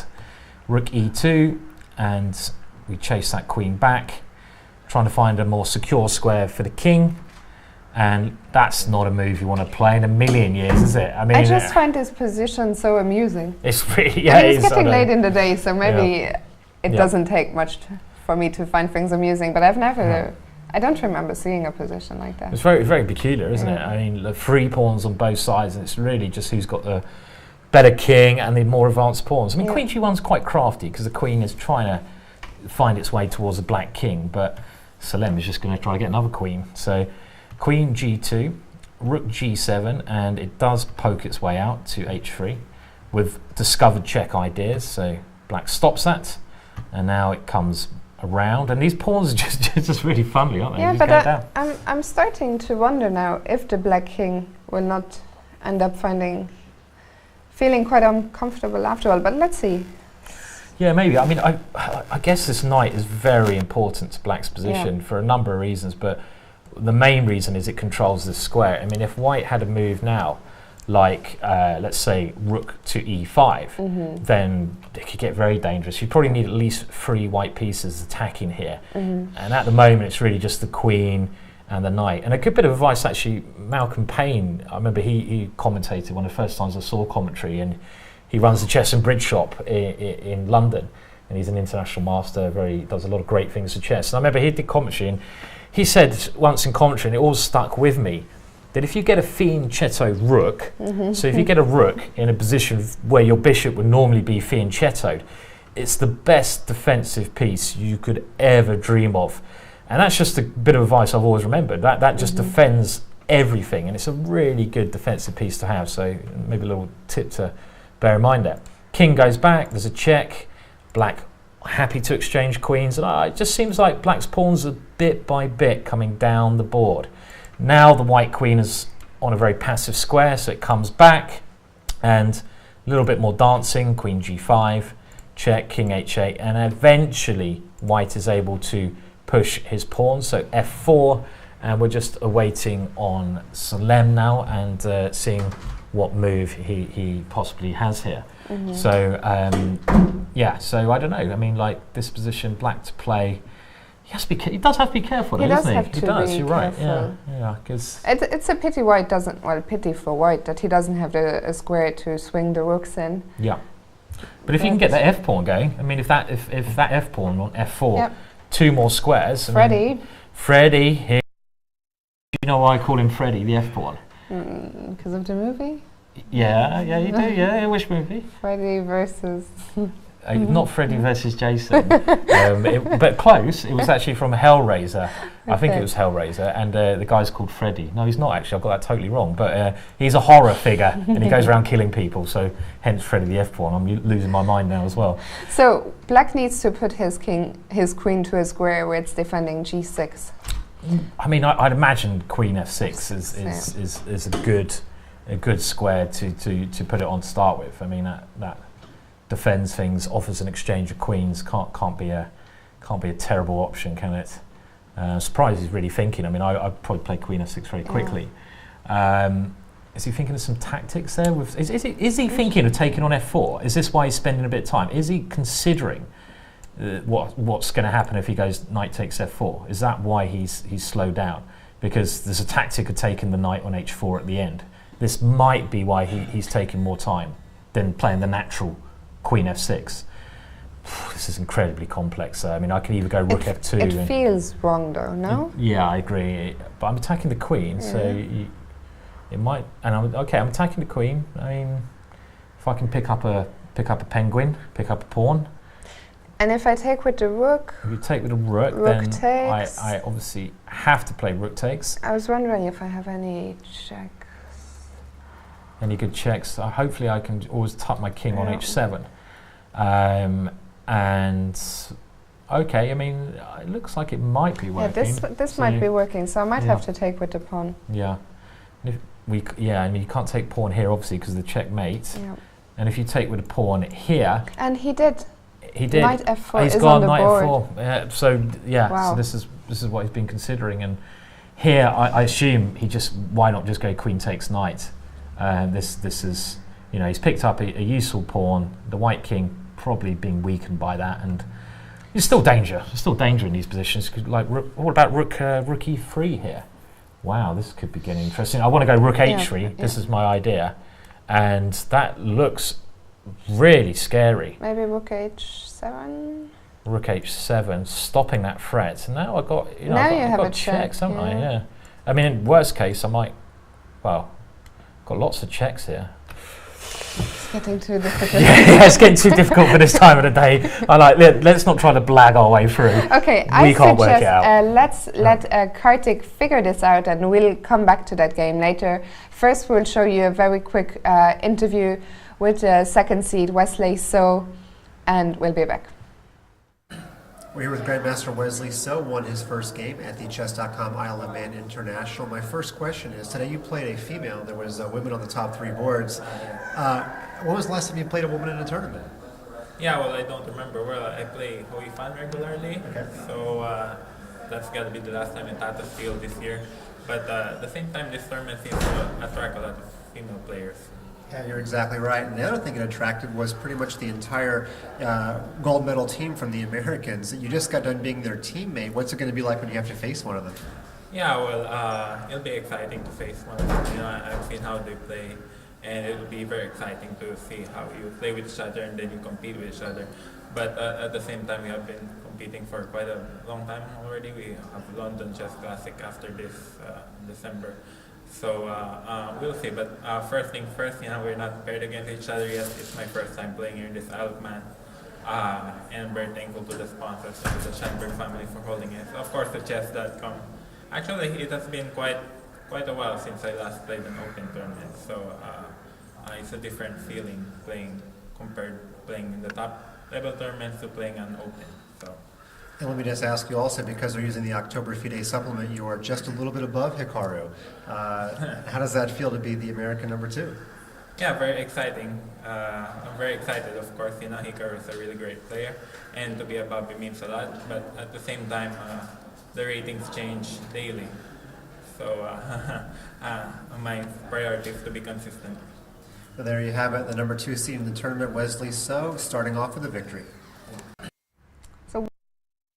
We're now going to go to the game of the Chinese Grandmaster Wang Hao against Thomas Petz, the father of Elizabeth. And we had a look at this game a lot earlier today. Yep. A lot has happened, so maybe let's just...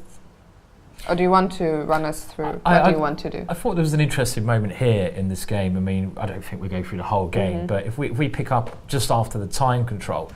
Now, just remind everyone, there's 2 moments where you had the time control, and you can see Elizabeth's dad there, Thomas, playing with his, I thought, you know, I was so tired. I thought his jumper said analysis on it, but actually that's the analysis board. So I thought that's a really weird kind of. I've heard of like, you know, some like Adidas, Nike. What's this analysis like?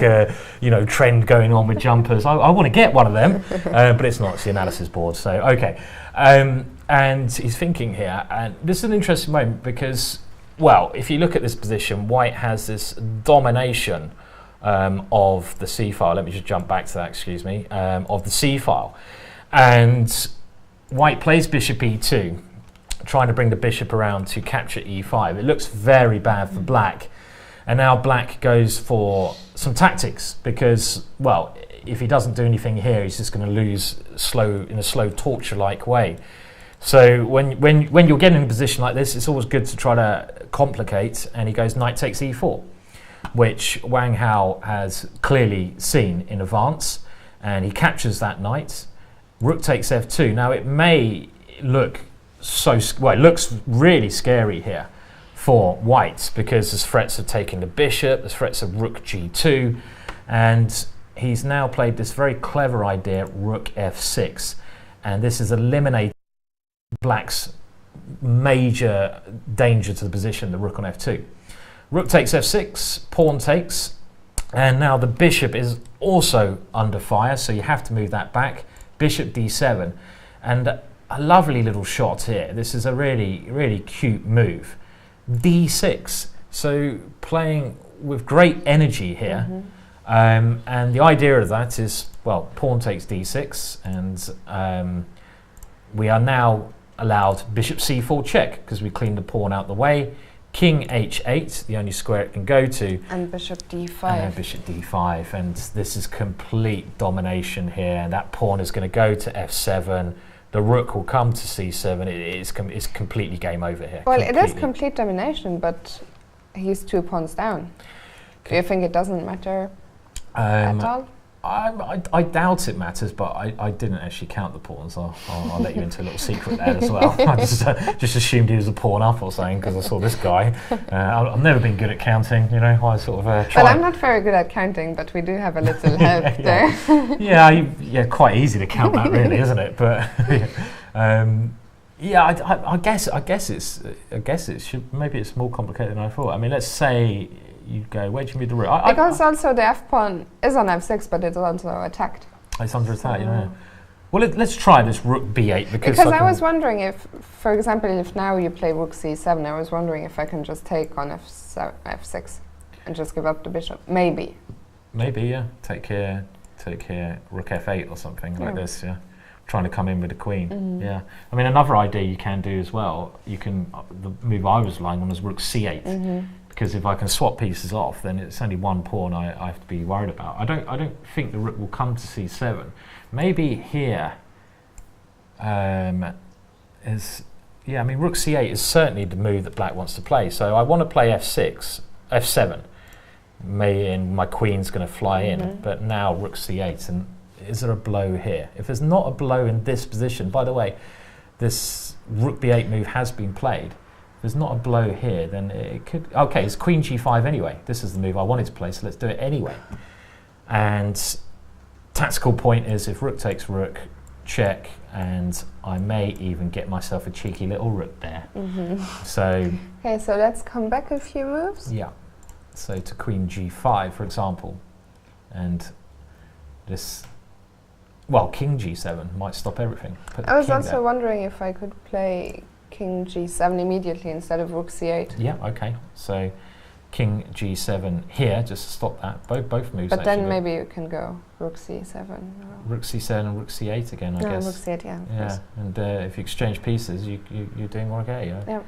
Actually, so what is the idea after rook b8 then? I like the way I said it was easily winning. Just looking at the rating and just looking at the artificial commentary. Well, okay, we have a move, queen g5 immediately, and this was the move that was worrying. It's okay, so is the rook coming to f3? Maybe it's coming to f3. Oh, I wanted to play bishop e8, but I think then you can play rook c7 just to I can probably go f7 there as well. Yeah, bishop that's true. Yeah. And maybe Wang Hao's idea is to keep the rooks on the board. So here I don't go f6, f7 because it allows your king here. But first of all, I go rook f3, and then f7, king, queen f6. I mean, it's very dangerous for black. I mean, I guess it's one of those positions either winning or not, which is pretty much like a lot of positions, I guess. I go for winning for white. What do you go for? I mean, I said that I'm a bit of a big Wang Hao. It's getting late. I'm struggling to speak. I'm a big Wang Hao fan, so I'm hoping. But I was just trying to make a point. It's maybe not as easy. No, it's not. Certainly not. No, you have to be careful, don't you? Yeah. I mean, again, when you sacrifice 2 pawns, I have this a lot. You kind of forget that you've a couple of pawns down. If you make a couple of bad errors, you lose the initiative. Your opponent takes it over. So. But I also agree. I mean, I said earlier as well. Like, I think this position is still in his style. Very aggressive, very active. So definitely, I like his chance. Yeah, certainly. So, okay, well, I think we've got another interview now, and this is an interview about, well, a situation going on in chess at the moment, and I won't comment on it. I'll let Sabrina do the commentary. So we're bringing up this short interview now. So, yeah. And we're here with WIM Sabrina Shavans. Why are we talking to her? She's not competing in the tournament, but she's been on the radio all day discussing her stance on the FIDE Women's World Championship to be held in Iran. First of all, Sabrina, tell us how you feel about this decision. I think it's quite controversial. I think that it's unnecessary too. I understand that they have different cultures in their country, and we should respect that. I'm all for that. But I feel that making women of all different religions, of all different faiths and beliefs, wear something that represents the Muslim religion is not right. And tell us again, in your interpretation of the rules, will the women have to wear headscarves at the tournament? Absolutely. Whether they call them hijabs, whether they call them headscarves, that's just semantics. The rules state that the women absolutely have to cover their hair at all times. And what I find odd is that this is a rule of the tournament itself. This is not a rule of the Iran country. Actually, when investigating this, women have to cover their hair in public, but it doesn't have to be with a headscarf. It can be with a hat. They can have whiskers of hair out, so it can still be. It can show your true identity, show your true style. So, but this tournament is stating that you have to wear a headscarf, which is essentially a hijab and represents the Muslim religion. And lastly, you were on the BBC radio all day doing a point-counterpoint with Grandmaster Susan Polgar. Susan's stance is she for the headscarves? Is she for respecting local culture? What did she have to say? Generally, she was very much for the headscarves. She did not see a problem with it. She did not see that, for example, myself as a Christian would, find myself uncomfortable wearing something of the Muslim religion. She was very much that there was a tournament earlier in Iran and no one complained about this. And she's saying that no one's playing there, but I hear quite a lot of noise about this right now. And the women, the competitors of the World Championship, seem to be unhappy about this. And she doesn't seem to see a problem with the whole thing. And Susan is the head of the FIDE Women's Commission. She has asked for complaints to come to her desk, so we will see if she gets more complaints than the one she's gotten already. One thing we do know, if women play, we will not see these beautiful pink highlights here that Sabrina has in her hair. That's all from here. Here we are again. Hope you enjoyed that. And we're now going to go to a game which we did bring up earlier, and we started talking about the players, and then I'm not sure what happened. I think Hou Yifan came in. She takes precedent over us, definitely. Yeah. So this is a game we were just saying. Carl Strugnell, Welsh FM, a famous and strong chess boxer, playing against my very good friend Niels Guandelius. But I think Niels is struggling a bit today to overcome this rating difference. He's taking his time, isn't he? Yeah. I mean, I guess he's doing very well here. He's a pawn up. Pawn count. Sorry. Pawn count. Pawn count, yeah, I counted this time. I'm learning my lessons. Count the pawns, Simon, count the pawns. You can probably tell I never have a chess coach, because if I did... I think also pawns aren't so valuable to you in your games. That's right. I mean, that's why I played the way I did. If I had pawns, then I would, I would play a totally different style. So Queen C3 played here, and... I mean, this should be good for black. You're a pawn up, and generally, obviously... But what happens if I take on a6? That is the question, because the knight is much better than the bishop in these situations. So, yeah, this is the critical move. Queen takes a6. I think this bishop could be trapped and white could be getting mated. I'm not going to swap my knight off for the bishop, so queen takes bishop would be a mistake because I lose one of my best pieces. Now, queen and knight, they really do work beautifully together. So if I go knight c4 here, for example, where do you move your bishop? I mean, I'm just going to try and win that bishop. Is it actually trapped here? It could well be trapped. But I'm just wondering if instead of worrying about my bishop, if I can somehow get my queen to g5. Easier said than done. Easier said than done, yeah. Of course, if the queen gets over here, you start taking pawns, great. But I mean, I don't want to take pawns. I want to force a perpetual. Perpetual, yeah. I mean, the black queen's very good here because it does sort of give that the king a lot of protection. Yeah.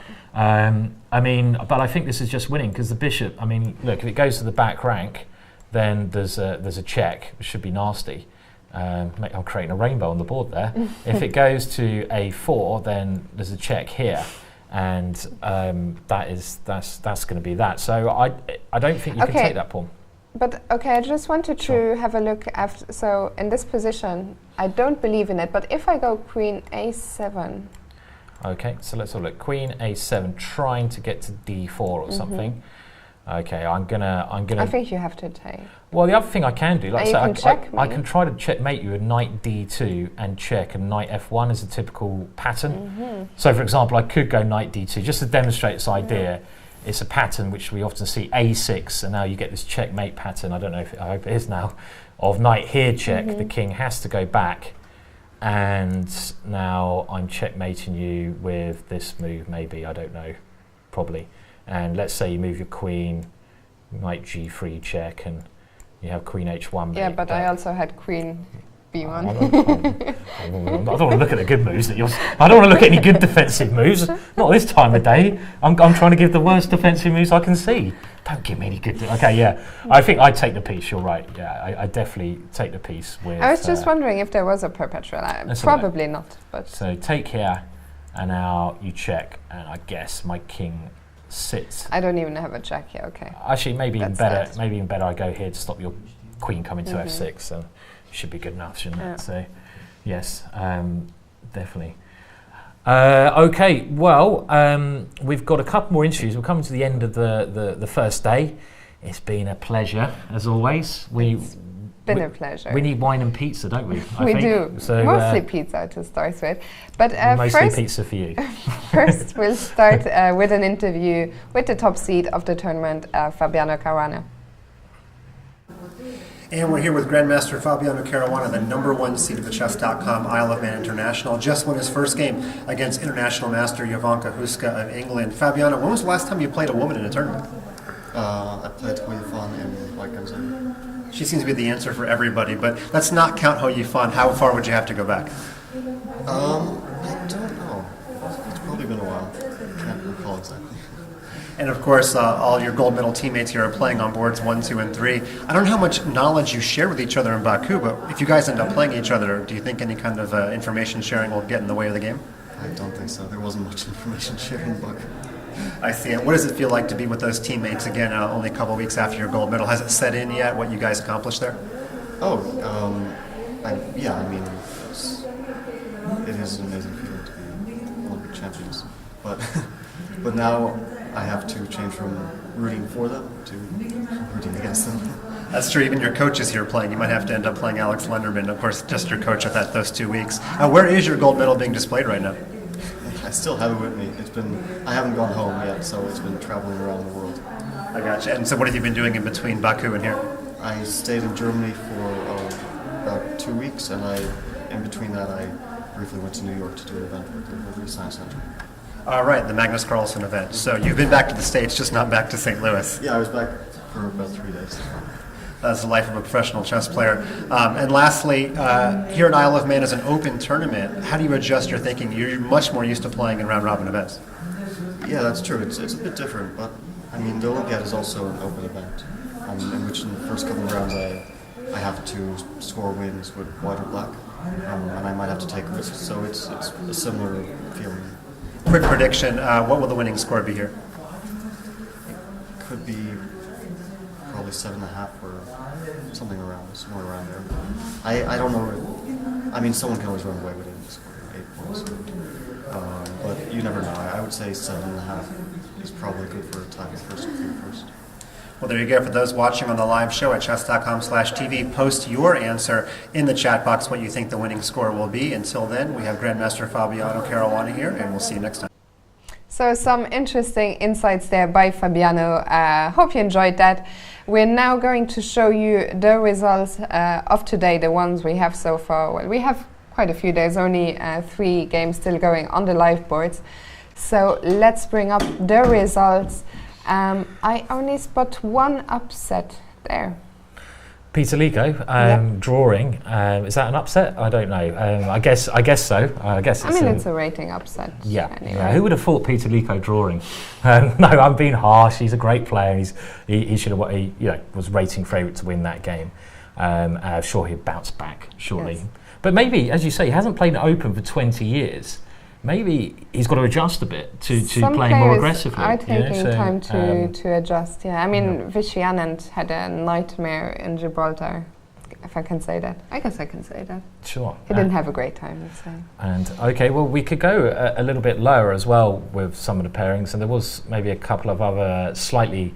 I mean, most games, as you see, went to plan. All the favourites pretty much won. We didn't actually get a chance to see JP Wallace's game, pity. But a big surprise was Michael Marin drawing his game, because I think he was winning at some point. It looked like he had a very promising position, didn't it? So, yeah, definitely. Right, so I think this wraps it up for today. I'll leave the finishing words with you. I think so. Well, obviously, it's a pleasure, and it's been a lot of fun. And that is now the end of the Dream Team and start of the Drink Team now. So, see you later. See you tomorrow, same time and same place. Thank you very much for watching. It's been a pleasure, and we hope to see you here tomorrow, same place, same time.